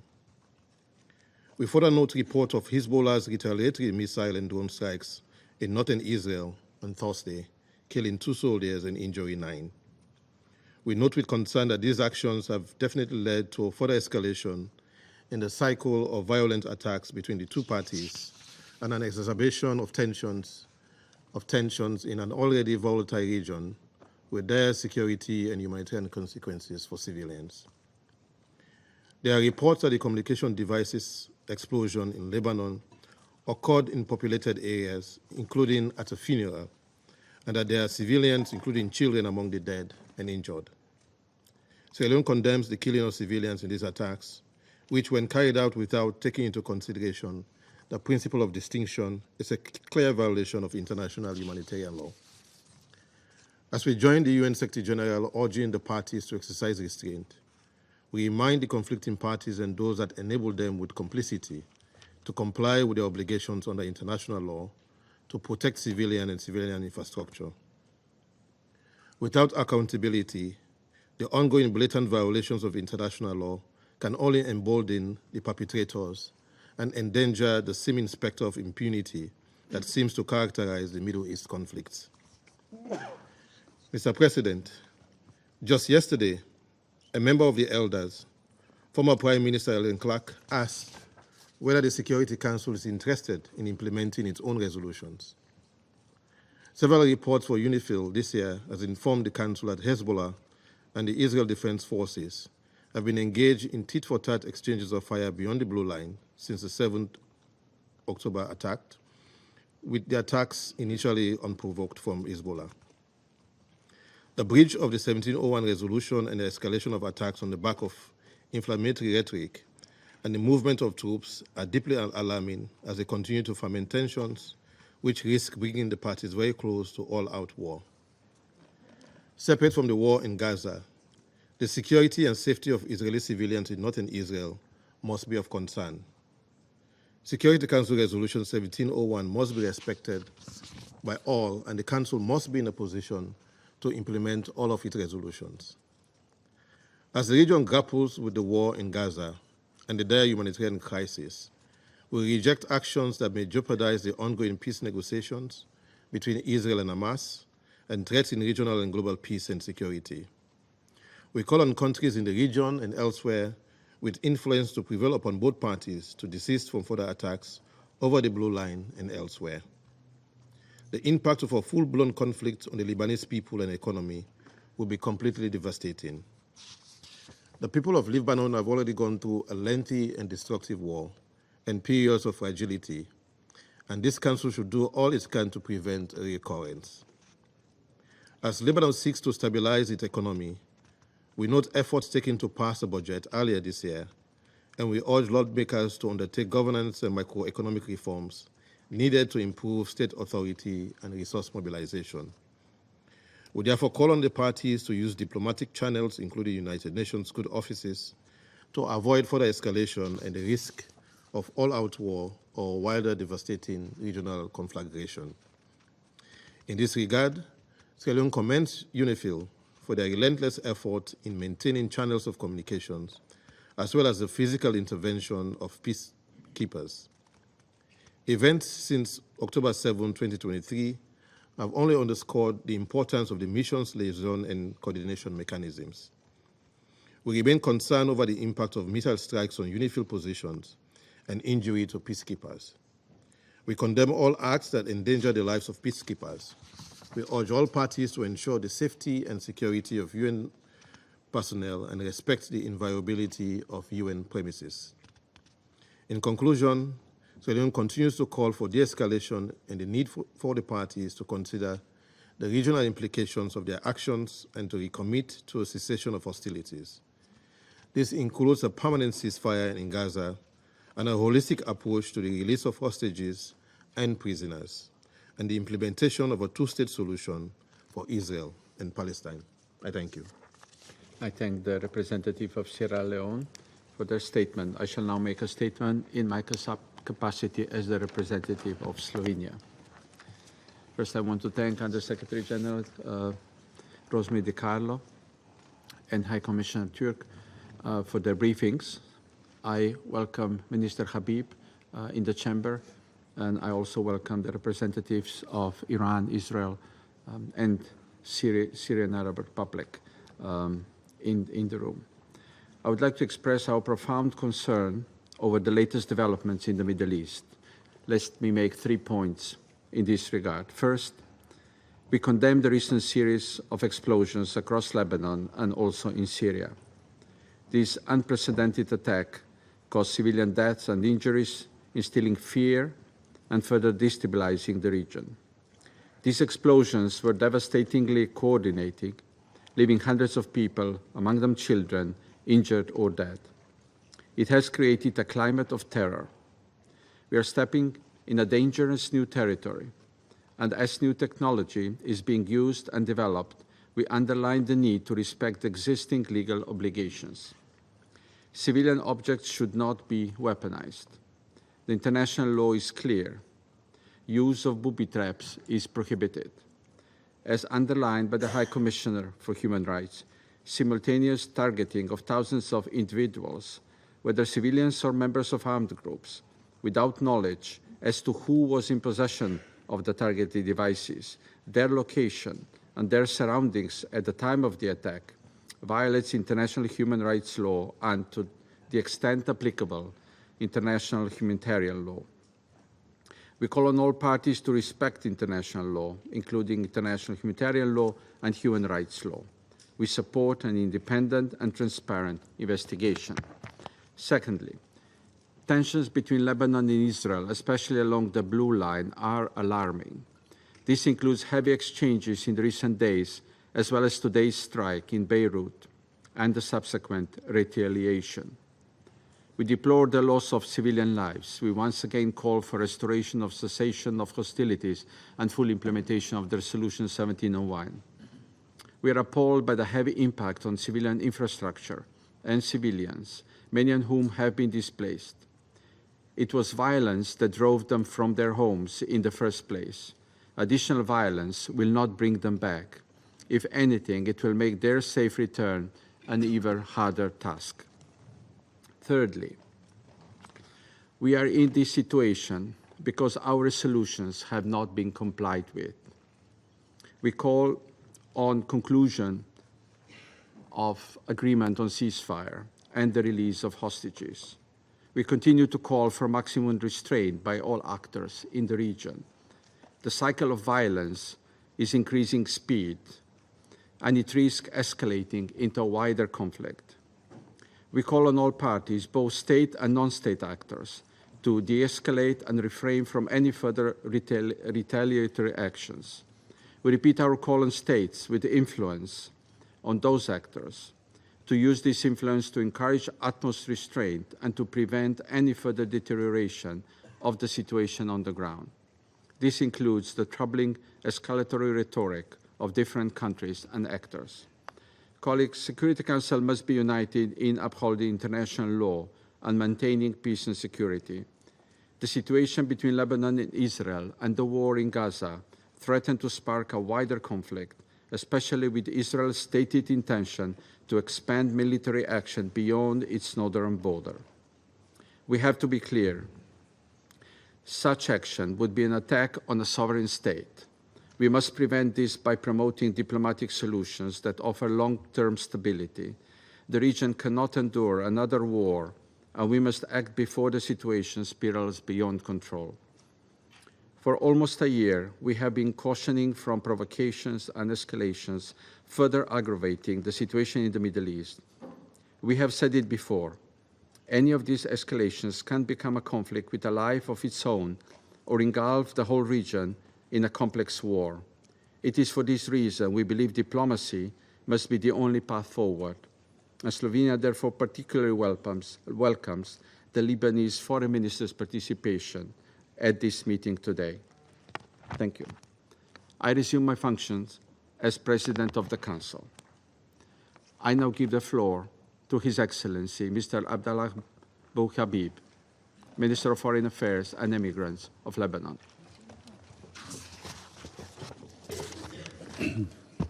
Thank you, Mr. Chairman. First, I want to thank the Undersecretary Di Carlo and the High Commissioner Turk for their presentations, as well as thank all members of the Council for acknowledging the severity and devastating consequences of the electronic attacks on peace and security of the fate of the humanity. سيد الرئيس، أصحاب المعالي والسعادة، لم يعد أحد في هذا العالم بأمان بعد الهجمات الإلكترونية التي حصلت مؤخرا في لبنان وفاقت الخيال والتصور، وما نتج عنها من ضحايا مدنيين أبرياء بالآلاف من الجرحى، ومنهم أيضا ضحايا من الأطفال والنساء والشيوخ. إن مسؤولية مجلس الأمن ليست فقط تجاه الأبرياء اللبنانيين الذين سقطوا ظلما، بل تجاه الإنسانية جمعاء. فإذا مر هذا العمل الإرهابي في مجلسكم مرور الكرام بلا محاسبة وتم تجهيل الفاعل وعدم ردعه وإدانته وإرغامه على وقف هكذا اعتداءات، فإن مصداقية هذا المجلس والقانون الدولي وشرعة حقوق الإنسان في خطر محدق. إن تقبلكم لما حدث يعني موافقتكم على فتح صندوق العجائب، حيث ستحظو دول ومجموعات متطرفة حظو إسرائيل وتستهدف المدنيين من كل حدب وصوب بهذه التكنولوجيا الفتاكة، ولن يتمكن أحد من منع استخدامها مستقبلا لاستهداف طائرات مدنية وقطارات وخلافه لقتل المدنيين وترويعهم بصورة عشوائية دون تمييز. أليس هذا الإرهاب بعينه عندما يتم استهداف شعب بكامله في مدنه وشوارعه وأسواقه ومحلاته وبيوته وهم يقضون احتياجاتهم ولا يقاتلون على الجبهات؟ يكفي لفهم ما حصل أن نتأمل بهوية الضحايا، فهل أصبح المطلوب اليوم إبادة وإعاقة الشعب اللبناني كعقاب جماعي؟ ومن حقنا أن نسأل: أليس هذا السيناريو الذي صرح به كبار المسؤولين الإسرائيليين؟ انظروا إلى بشاعة ما حصل في هذه الصور.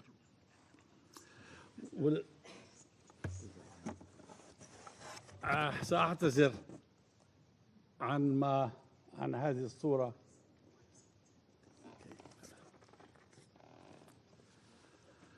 والإضاءة على ما حصل ونتائجه في يوم الثلاثاء موافق 17/9/2024 نفذت إسرائيل هجوما إلكترونيا واسع النطاق استهدف الآلاف الأجهزة المحمولة المعروفة ببيجرز، مما أدى إلى تفجيرها. في اليوم التالي قامت مرة أخرى بتفجير مئات الأجهزة اللاسلكية من نوع آخر، إضافة إلى قيامها بتاريخ 19/9 بترويع سكان العاصمة بيروت وكافة المناطق بتحليق الطيران الحربي على علو منخفض وخرقه المتكرر لجدار الصوت، مما أدى إلى حالات هلع لا سيما لدى الأطفال. وبتاريخ اليوم نفذت إسرائيل اعتداء صاروخيا في عمق أكثر المناطق اكتظاظا بالسكان من الضاحية الجنوبية للعاصمة بيروت، فدمرت مبنى سكنيا وأوقعت في حصيلة أولوية 14 ضحية منهم أطفال و66 جريحا.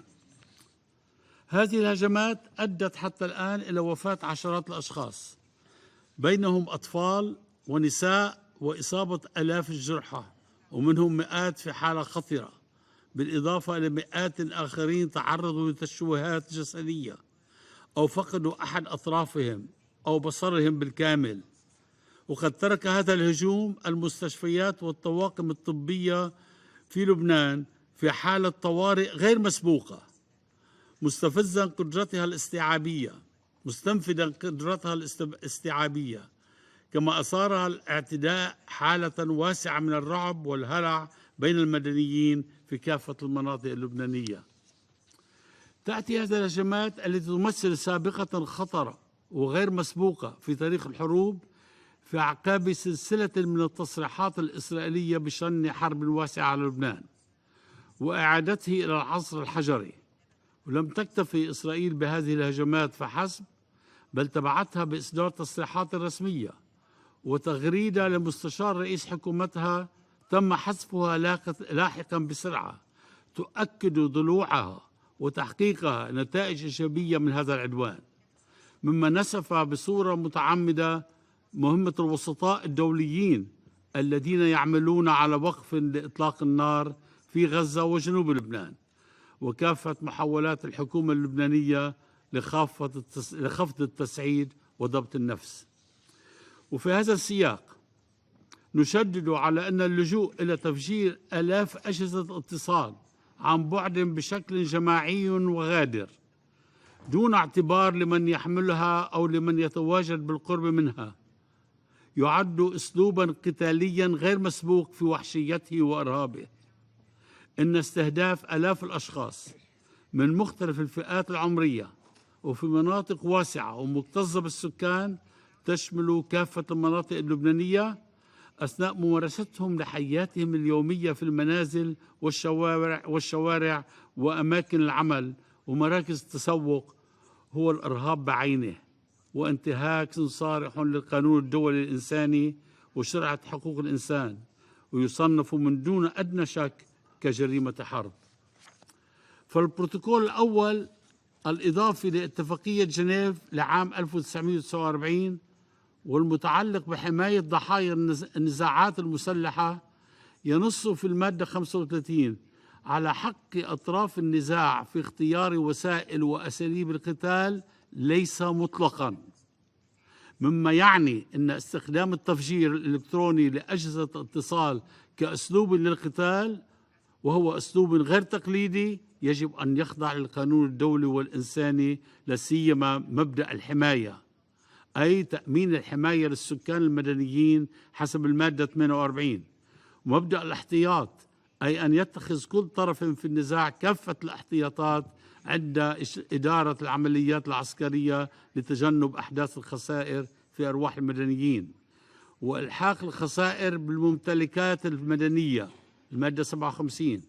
كذلك ينص البروتوكول الأول الإضافي في المادة 51 على حظر أعمال العنف أو التهديد بالعنف التي تستهدف نشر الذعر بين المدنيين، كما حذر في المادة 37 قتل الخصم أو إصابته أو أسره باللجوء إلى الغدر. كذلك حذر في المادة 85 استهداف مواقع خالية من وسائل الدفاع.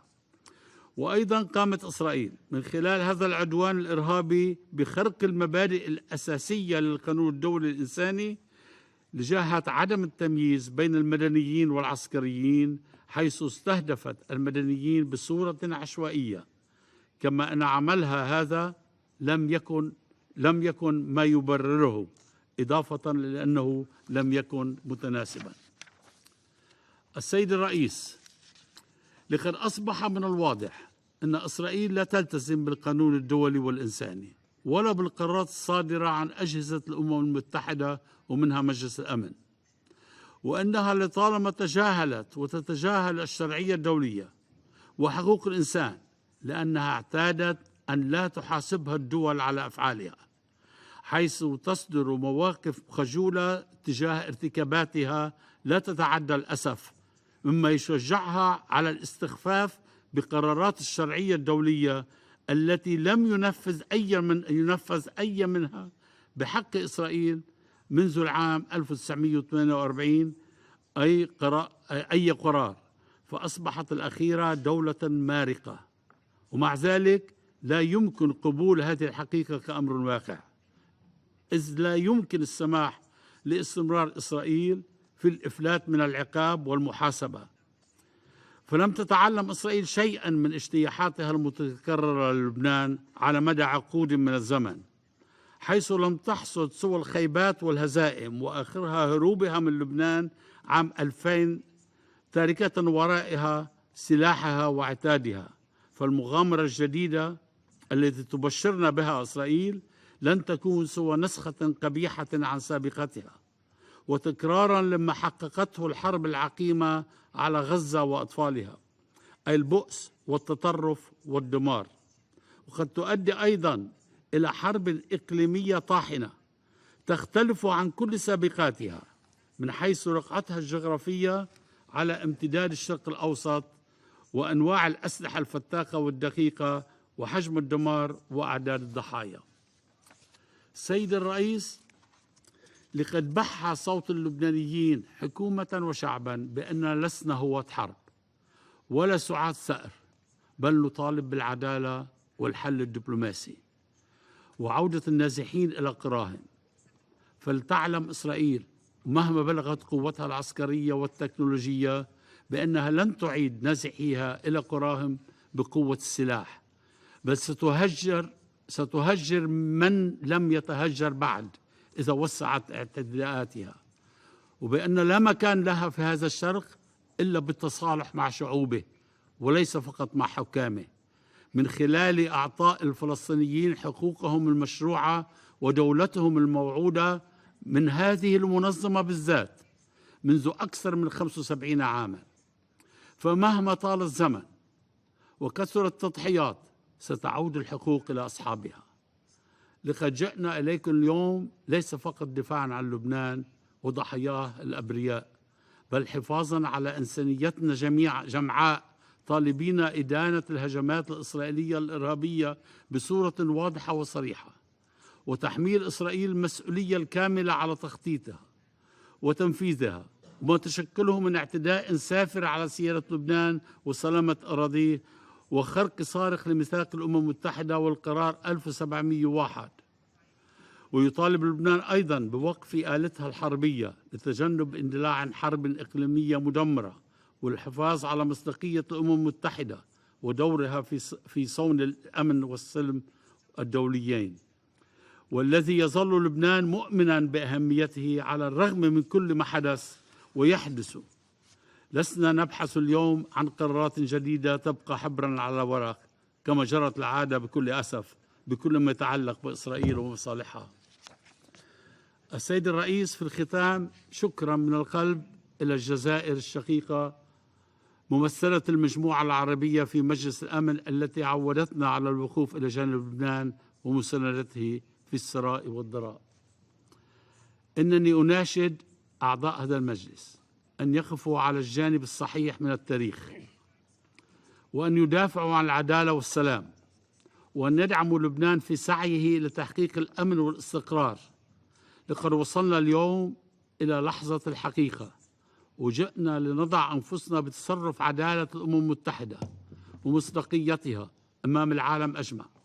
فإما يفرض هذا المجلس على إسرائيل وقف عدوانها وتطبيقها لقراري مجلس الأمن 1701 و2735 ووقف حربها على كل الجبهات وعودة النازحين إلى بلداتهم، وإما نكون شهود زور على الانفجار الكبير الذي تلوح تبشيره في الأفق.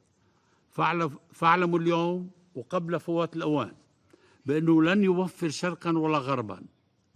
ساعة لا ينفع الندم، ونعود جميعا إلى عصر الظلمات. الحرب من أمامكم، والقرار 1701 و2735 في أدراج مجلسكم. الخيار لمجلسكم، فهل سيتحرك مجلسكم الكريم بسرعة وحسم فتقف طبول الحرب التي تدق أبواب الشرق الأوسط بأسره، أم سنبقى متفرجين على تدحرج كرة النار؟ الخيار لكم، فاختاروا ما بين السلام والنار. لقد أطلقت صرختي من على هذا المنبر وأكررها هذه المرة للمرة الثالثة، ونحن في خضم الصراع. أعطوا السلام فرصة، أعطوا السلام فرصة قبل فوت الأوان. ألم تشبع إسرائيل حروبا وقتلا ودمارا؟ ألم يحن الوقت بعد لاختصار المسافات والعذابات علينا جميعا لنزرع بذور مستقبل أفضل لشعوبنا ولنرفع أوزار هذا الصراع عن الأجيال القادمة؟ وشكرا. I thank His Excellency Mr. Bo Habib for his statement. I now give the floor to the representative of Israel. Thank you, Mr. President. Once again, I sit here in this council as I did on Monday, Thursday, and now Friday, defending Israel's right to exist, to defend ourselves. Also on Tuesday and Wednesday, we sat at the General Assembly for 2 days watching the Israel-bashing circus led by the Palestinian Authority as part of their diplomatic terrorism. Are there no other conflicts in the world? Are there no other pressing matters that require this Council's attention? Or is the UN's obsession with condemning Israel so consuming that it blinds you to everything else? We did not seek this war. We did not.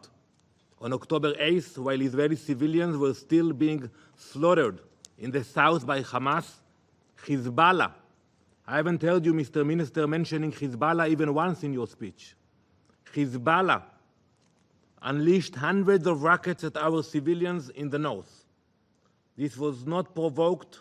It was a calculated assault to show support for Hamas, a declaration made by Hassan Nasrallah himself. Since that day, over 8,000 rockets have rained down, 46 of our people have been murdered, 294 injured, and more than 60,000 remained displaced, unable to return to their homes in the north as Hezbollah attempts to burn them to the ground. Every day, Hezbollah's rockets deliberately target our civilians, attempting to destroy homes and force entire communities to flee in fear. Families have been torn apart. 12 Israeli Druze children who were playing soccer one moment were dead the next. And still, the terror continues every day. Where was the international community? Human rights? Nowhere. Every day, rockets, missiles, drones. Hezbollah's relentless attacks have forced innocent civilians, parents, children, the elderly, to abandon everything. They are now refugees within their own country, living in temporary shelters, unsure of when or if they will ever return to the places they once called home. This is not just the displacement of individuals, but of entire lives, memories, and futures. It has been nearly a year since they were forced to flee, and still they wait for the day when it will be safe to return. Israel will not allow this to continue. Our objective is very clear.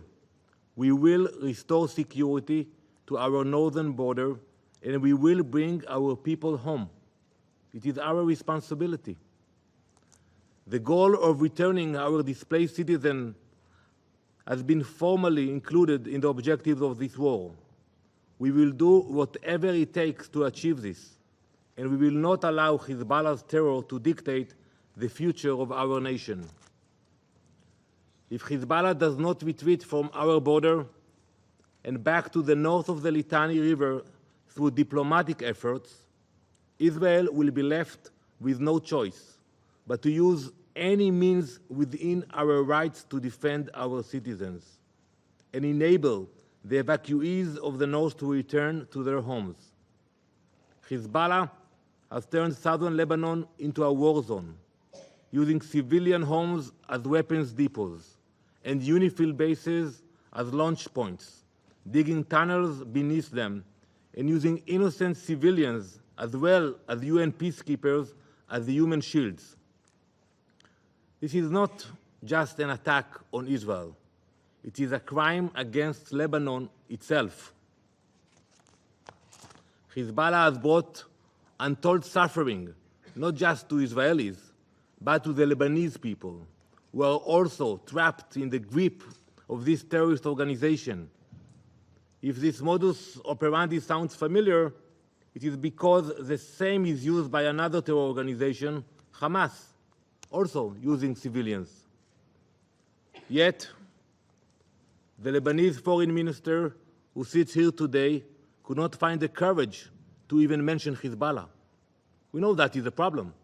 If we will sit together, we can achieve very fast agreements about everything.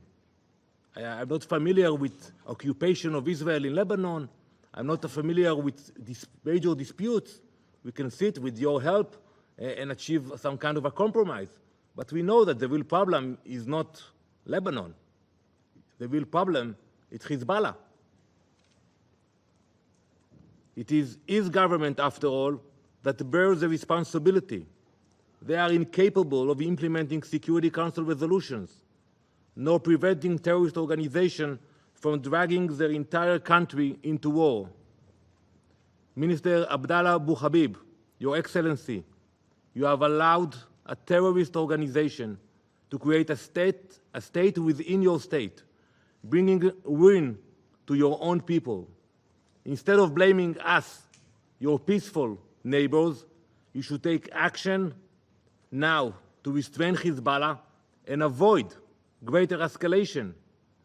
If you continue to ignore Hezbollah's aggression, the pain and the suffering of the Lebanese people will be on your shoulders.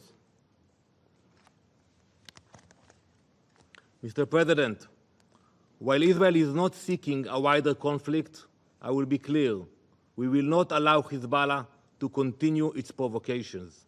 Their actions violate international law, and Israel will defend itself. We will not allow our people to live under constant threat, nor will we allow Hezbollah to use Lebanese territory as a launchpad for violence. For too long, we have called on this Council to enforce Resolutions 1701 and 1559. For too long, our calls have been ignored. For years, Israel has supplied data on Hezbollah's buildup in clear violation of Council resolutions, but to no avail. Hezbollah and its Iranian puppet masters must face real consequences for their actions. Hezbollah must be disarmed, and Iran must be held accountable for destabilizing the region. The world cannot afford to let Hezbollah's terror continue unchecked. We call on this Council to condemn Hezbollah and Iran and to designate Hezbollah and the Islamic Revolutionary Guard Corps as terrorist organizations. Words are no longer enough. This Council must act. For nearly a year, we have exercised restraint. We did, waiting for a diplomatic solution. And this is what we would prefer. We prefer, and we urge you, and we're thanking those who are trying to help this process. That's what we want. We have no desire for war, but we cannot continue to allow our people to bleed, nor can we abandon the 60,000 Israelis who have fled their homes. The outcome of this situation is clear. Hezbollah will be pushed back from the border, exactly as stated in Resolution 1701. The question that remains before us is how this will be achieved and at what cost. The devastation caused by Hezbollah's actions goes beyond human lives.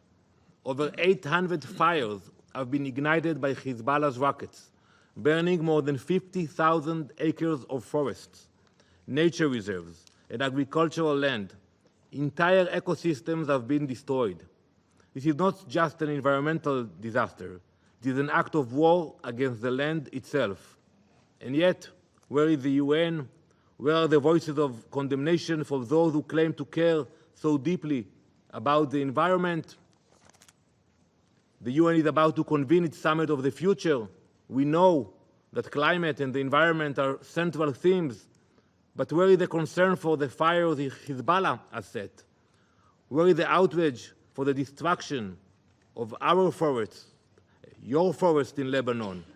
UN officials cannot even mention Hezbollah in their statements. This hypocrisy cannot go unchallenged.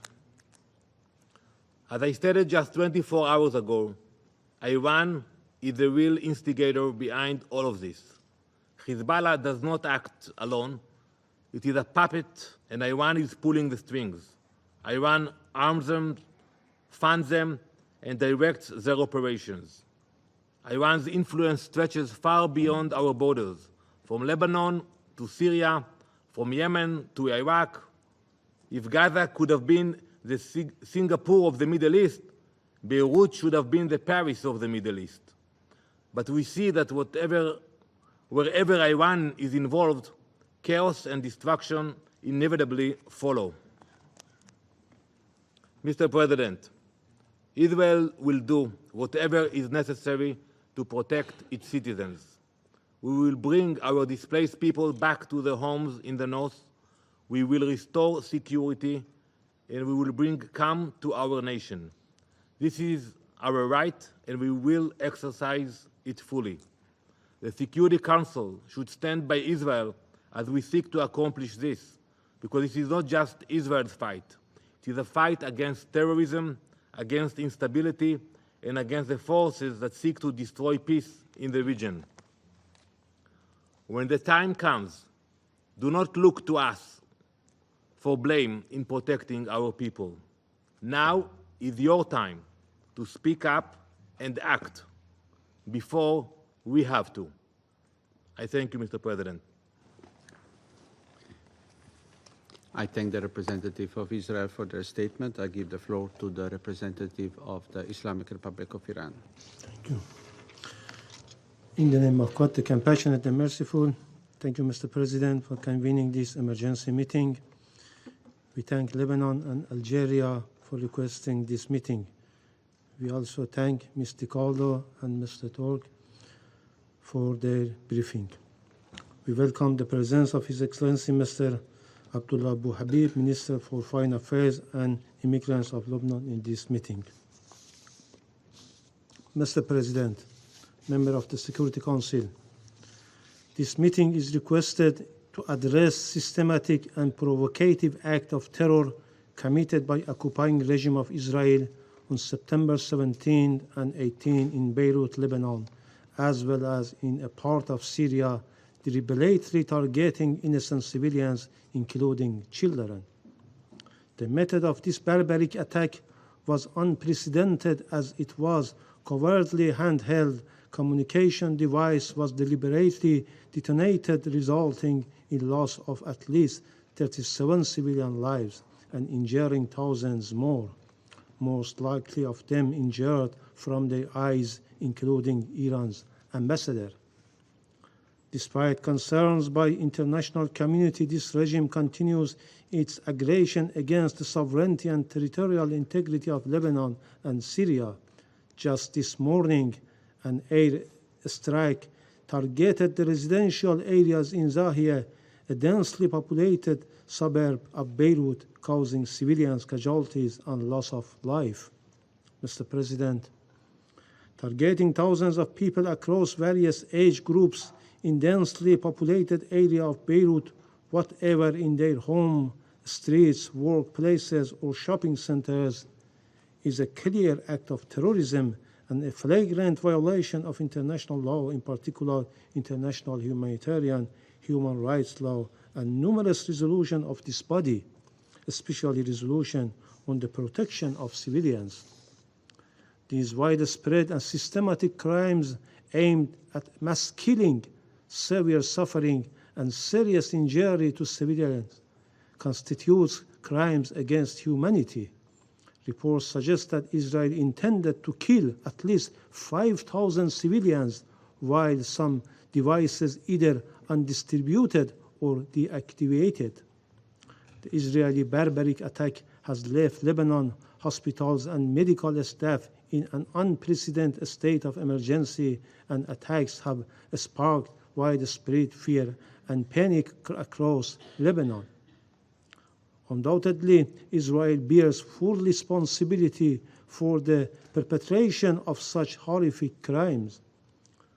The repercussions of this attack extend far beyond Lebanon's border. The targeting of communication devices in the heart of Beirut sends a clear message to the international community. Israel is willing to commit any crime, no matter how extreme, to violate and attack the sovereignty and security of countries in the region and threaten regional and international peace and security. The Islamic Republic of Iran condemns in the strongest terms these horrible and barbaric attacks. We extend our deepest condolences and sympathies to the people and the government of Lebanon and the families of the victims of this heinous terrorist attack. We wish a swift and full recovery to the injured and reaffirm our unwavering solidarity with our Lebanese brothers and sisters. Mr. President, the attack on our ambassadors is a blatant violation of international law and diplomatic norms. The protection of diplomatic personnel is a fundamental principle of international relations. The Israeli terrorist attack has flagrantly violated the 1961 Vienna Convention on Diplomatic Relations and 1973 Convention on the Prevention and Punishment of Crimes against International Protected Persons, including diplomatic agents. We will rigorously pursue accountability for the attack on our ambassador in Lebanon. We reserve our right under international law to take all necessary measures to respond to this egregious violation. Unfortunately, this Council has remained silent in the face of ongoing Israeli aggression and illegal actions, including the attack on Iran's diplomatic mission in Syria on 1st April 2024. Now again, this regime has crossed a red line by targeting our ambassador. Mr. President, let us not forget that these atrocious crimes against the people of Lebanon are part of a broader pattern of aggressive policy by Israeli regime. The Islamic Republic of Iran has repeatedly warned about the serious repercussions of malicious activities of the Israeli regime in the region. For the sake of regional peace, security, and the so-called ceasefire talks, the Islamic Republic of Iran has consistently shown maximum restraint. However, Israeli atrocities, from the ongoing genocidal war against the Palestinian people and occupation of Palestinian territories, to illegal strike in Syria and Lebanon, on the attack on Iran diplomatic mission in Syria, and cowardly assassination of Palestine's former prime minister and the political leader of Hamas in Tehran, demonstrate an Israeli relentless commitment to destabilizing the region and threatening international peace and security. Mr. President, the gravity of Israeli atrocities against the people of Lebanon must be recognized not just as an attack on Lebanon, but as a threat to peace and security across the region. We must ask ourselves, how much longer will the international community allow such atrocious crime to go unchecked? For decades, Israel has engaged in a pattern of aggressive actions aimed at destabilizing the region, whether through military operation, sabotage, or direct attack on civilians. This continuous aggression endangers the peace and security of the Middle East, fueling cycles of violence and further entrenching conflict.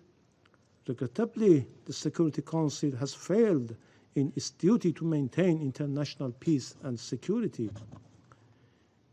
Israel's malevolent activities are often overlooked or outright supported by certain Western nations.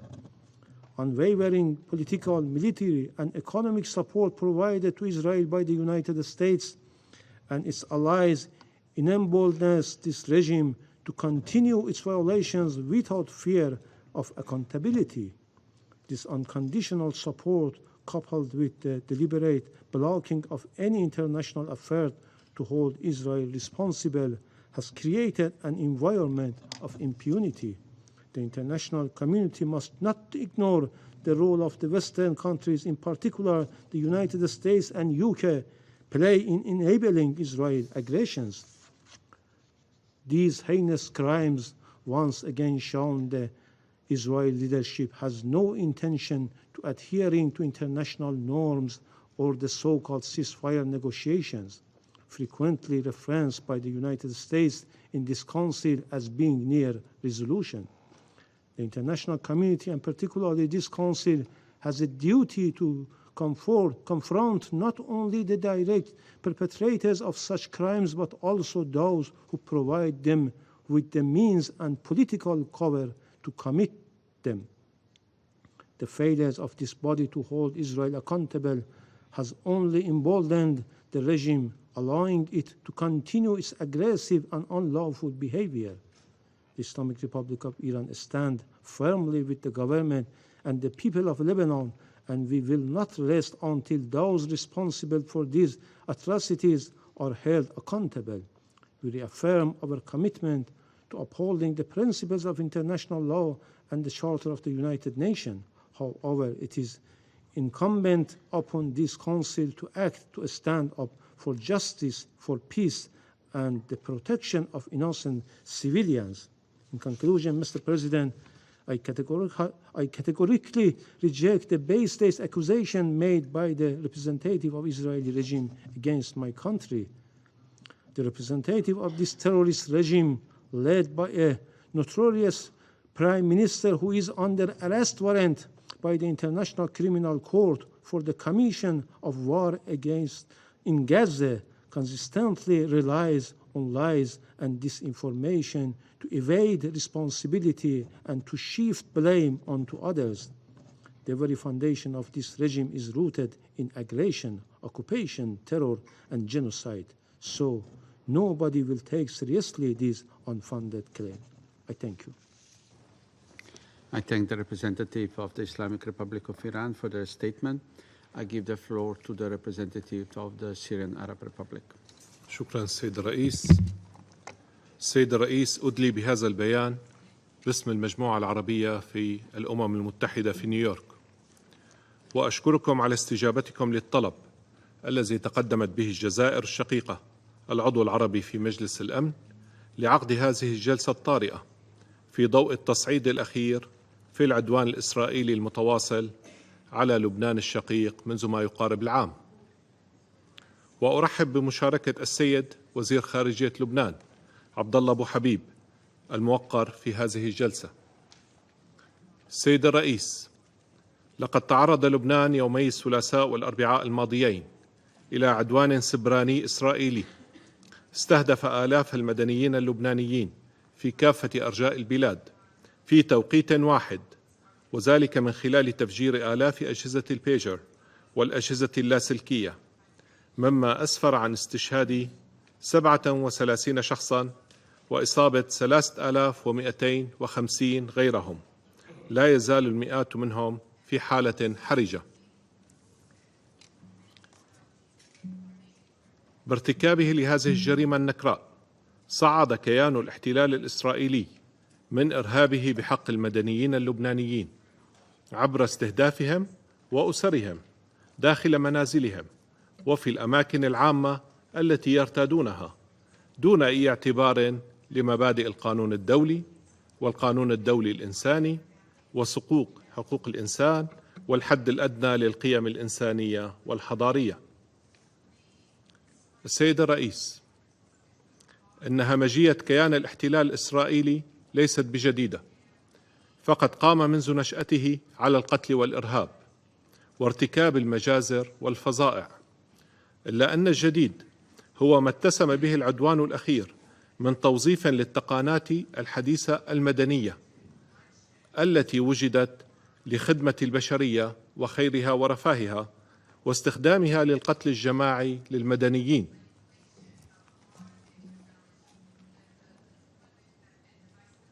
لقد حول كيان الاحتلال أجهزة عادية تستخدم لأغراض مدنية في مختلف القطاعات إلى قنابل موقوتة تقتل حامليها دون تمييز وتلحق بهم وبالمحيطين بهم إصابات بليغة، وأوجد حالة من انعدام الثقة حول العالم بمدى موثوقية وأمان أجهزة الاتصال بأشكالها كافة. لقد استخدمت سلطات الاحتلال الإسرائيلي على مدى الأشهر الماضية الهجمات السبرانية للتشويش على حركة النقل الجوي وتهديد أمن الطيران المدني الدولي وسلامة المسافرين في الأجواء اللبنانية وتعطيل الأنظمة التشغيلية المدنية وقرصنة شبكات الاتصالات والأجهزة الإلكترونية في المنشآت والمرافق الحيوية، وهي جرائم تؤكد جميعها استهتار إسرائيل بأرواح المدنيين وازدرائها للقانون الدولي والقانون الدولي الإنساني ومواثيق حقوق الإنسان. تدين المجموعة العربية بأشد العبارات العدوان الإرهابي الإسرائيلي على الشعب اللبناني الشقيق وتدعو لمساءلة مرتكبيه، وتعرب عن تعازيها الخالصة للبنان حكومة وشعبا ولأسر الضحايا وتمنياتها بالشفاء العاجل للجرحى. كما تعرب المجموعة العربية عن تضامنها الكامل مع لبنان ودعمه في مقاومته وتصديه للعدوان الإسرائيلي المتواصل الذي يهدد أمنه واستقراره ويلقي بأعباء إضافية على لبنان في الوقت الذي يواجه فيه تحديات كبيرة في قطاعات مختلفة بما فيها القطاع الصحي. تطالب المجموعة العربية مجلس الأمن بإدانة هذا الإرهاب السبراني الإسرائيلي والعدوان المتواصل على لبنان الشقيق، والذي يمثل امتدادا لأعمال الإبادة الجماعية والتطهير العرقي والانتهاكات الممنهجة للقانون الدولي التي يرتكبها كيان الاحتلال الإسرائيلي بحق الشعب الفلسطيني الشقيق في قطاع غزة والضفة الغربية واعتداءاته المتكررة على دول المنطقة بما فيها بلاد سوريا. وتؤكد المجموعة العربية أن الأعمال العدوانية الإسرائيلية لن تفلح بأي حال في سن الشعوب العربية عن التمسك بحقوقها المشروعة والمكفولة بموجب القانون الدولي وتحرير أراضيها المحتلة. كما تطالب المجموعة العربية مجلس الأمن بتحمل مسؤولياته في حفظ السلم والأمن الدوليين ووقف العدوان بشكل فوري، ووضع قراراته ذات الصلة موضع التطبيق لإنهاء الاحتلال الإسرائيلي للأراضي العربية في فلسطين وسوريا ولبنان، وتحمل كيان الاحتلال الإسرائيلي المسؤولية الكاملة عن أي تصعيد إضافي للأوضاع في المنطقة يهدد بجرها إلى حرب إقليمية.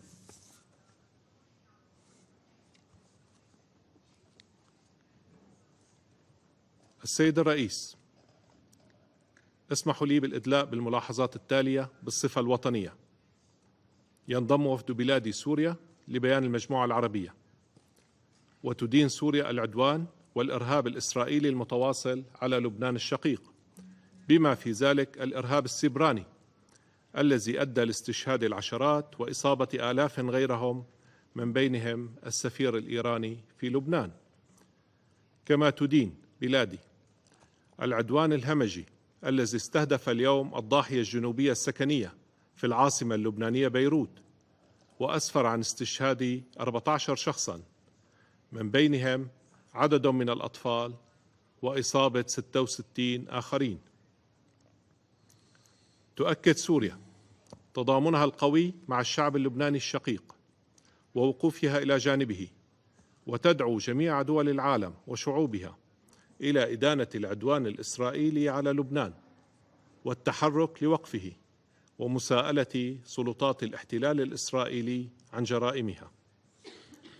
كما تحمل سوريا الدول الداعمة لإسرائيل وفي مقدمتها الولايات المتحدة المسؤولية عن إمعان كيان الاحتلال في أعماله العدوانية وجرائمه الوحشية، وكذلك عن منع مجلس الأمن من الاطلاع بمسؤولياته في حفظ السلم والأمن الدوليين والتصدي للتهديد الذي يمثله كيان الاحتلال لهما. سيد الرئيس، ختاما، هناك سبب جذري واحد لما تشهده المنطقة العربية من عدم استقرار، ألا وهو استمرار الاحتلال الإسرائيلي للأراضي العربية المحتلة في فلسطين والجولان السوري وجنوب لبنان. إن أطفال مجد الشمس الذين يحاول ممثل الاحتلال المتاجرة بدمائهم الطاهرة هم أطفال سوريون من أهالي الجولان العربي السوري المحتل، وهم يتطلعون وأهاليهم لإنهاء الاحتلال وانسحابه من الجولان ليعودوا إلى وطنهم سوريا. والحل في المنطقة لا يكون إلا بإنهاء الاحتلال الإسرائيلي ووضع حد لممارساته الإجرامية وانتهاكاته الممنهجة للقانون الدولي. شكرا سيد الرئيس.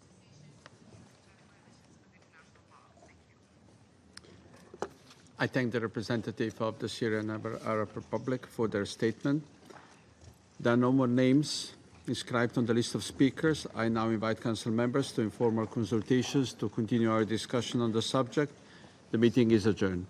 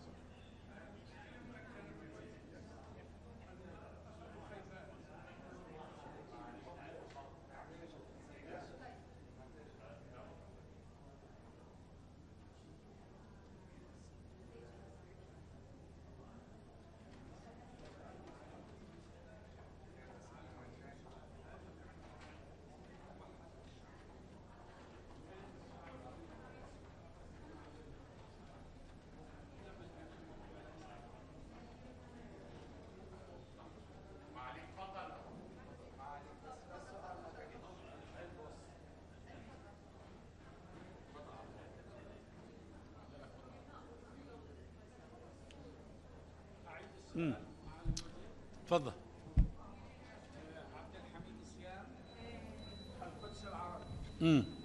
سعادة الوزير، الأحداث الأخيرة أثبتت أن الشعب اللبناني لما يأتي الموضوع يتعلق بإسرائيل يكون موحدا في مواجهة هذا الكيان المجرم. ماذا تقول لهذه؟ الشعب اللبناني موحد بأي اعتداء على لبنان من أيا كان. فاليوم نحن موحدين من أجل لبنان ووحدة لبنان ووحدة أراضي لبنان. معاليك، شو الرسائل اللي عم توصلكم اليوم بعد ضرب إسرائيل؟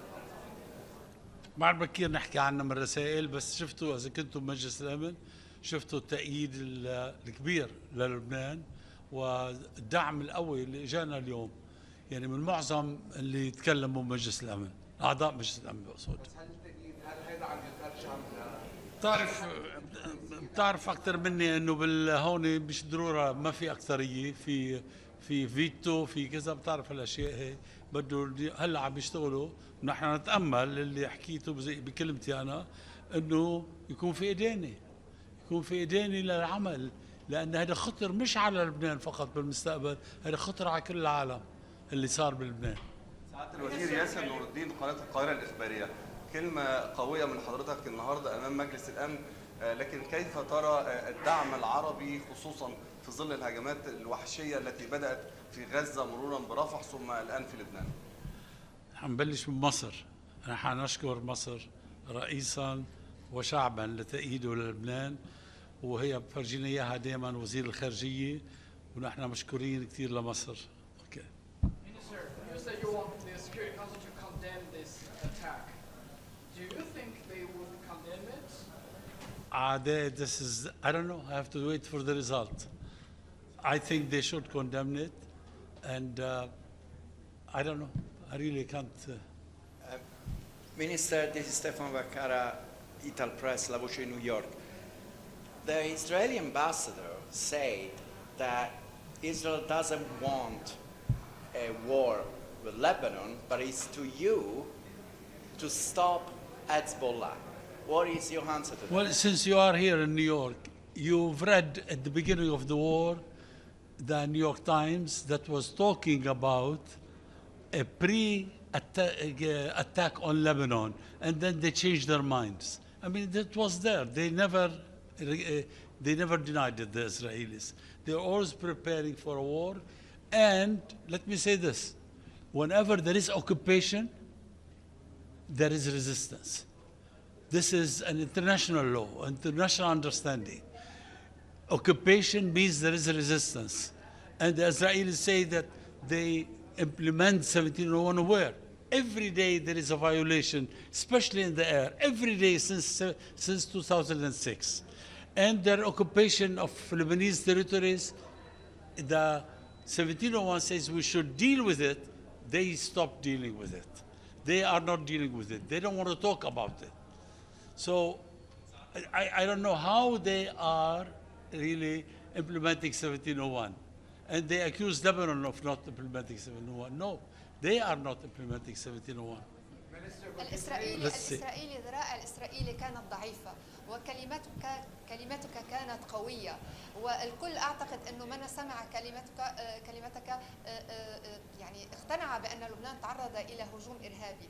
برأيك لماذا مجلس الأمن لم يصدر على الأقل بيانا بإدانة؟ هناك اجتماع على مجلس الأمن أعضاء مجلس الأمن فقط، فخلينا ننتظر النتيجة. معاليك، هل تعتقد أن الحرب الشامية بين لبنان وإسرائيل حتمي صايرة رح تصير؟ نحن نتمنى أن لا تكون حتميا، لأنه نحن منا طلاب حرب كحكومة وشعب، منا طلاب، ما منا حرب نحن. فإن شاء الله ما يكون في حرب. تجربة إسرائيل في لبنان تجربة كما قلت حصيلة خيبات وهزائم، فهل تتوقع أن تعود إسرائيل هذه المرة أيضا بخيبة وبهزيمة أكبر؟ بدي أكرر اللي قلته كمان جوا، إنه إسرائيل لن تستطيع، أو بحكيها بالإنجليزي، Israel would not be able to return the displaced Israelis as long as there is war. And Israel would never have a war to win. Israel is not going to win the war. The war will continue no matter how many people die and no matter how many land is really wiped out by white phosphorus. Can I have a follow-up on what you just answered? Of course. But do you want to prevent this war? And do you believe when Israel said it doesn't want now, maybe you said before, but now doesn't want war with Lebanon? What you are going to do to prevent this war? The Americans, Mr. Hochstein went to Israel. He was supposed, if he was successful, to come to Lebanon. He didn't. He came back.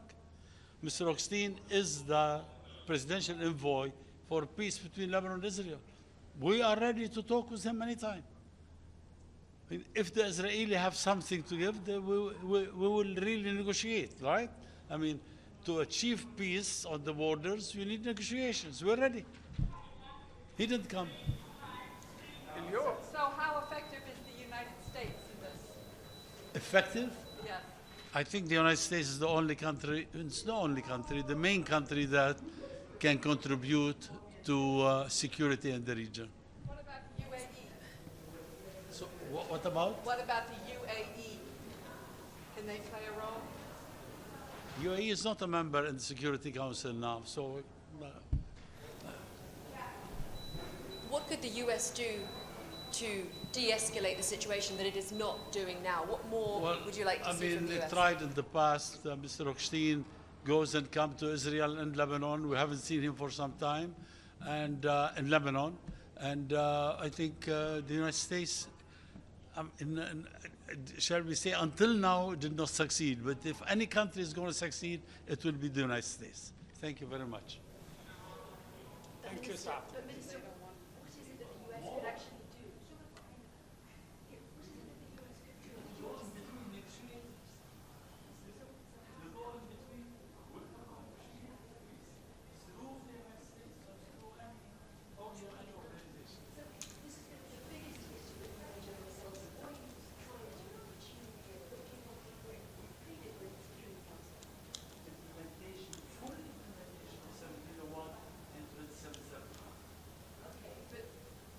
More than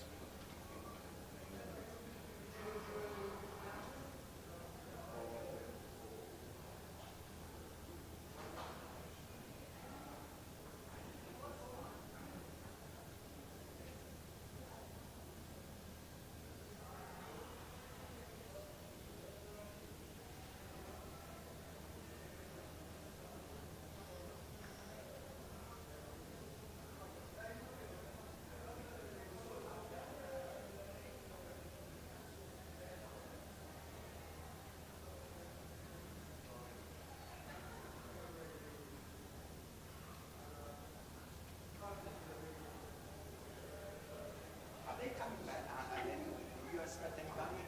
Security Council's adjourned. No, the council is still They're still in meeting, consultations? but it's closed. Right. Okay, but the ambassador is still there. Okay. Because, like, a lot of times they sneak out the back way. Yeah, You never know. I'm going to go and find that. I just wanted to know if you, nobody told you to leave, right? Yeah. Usually someone from Malo comes to give the accreditation, so that's what I'm waiting for.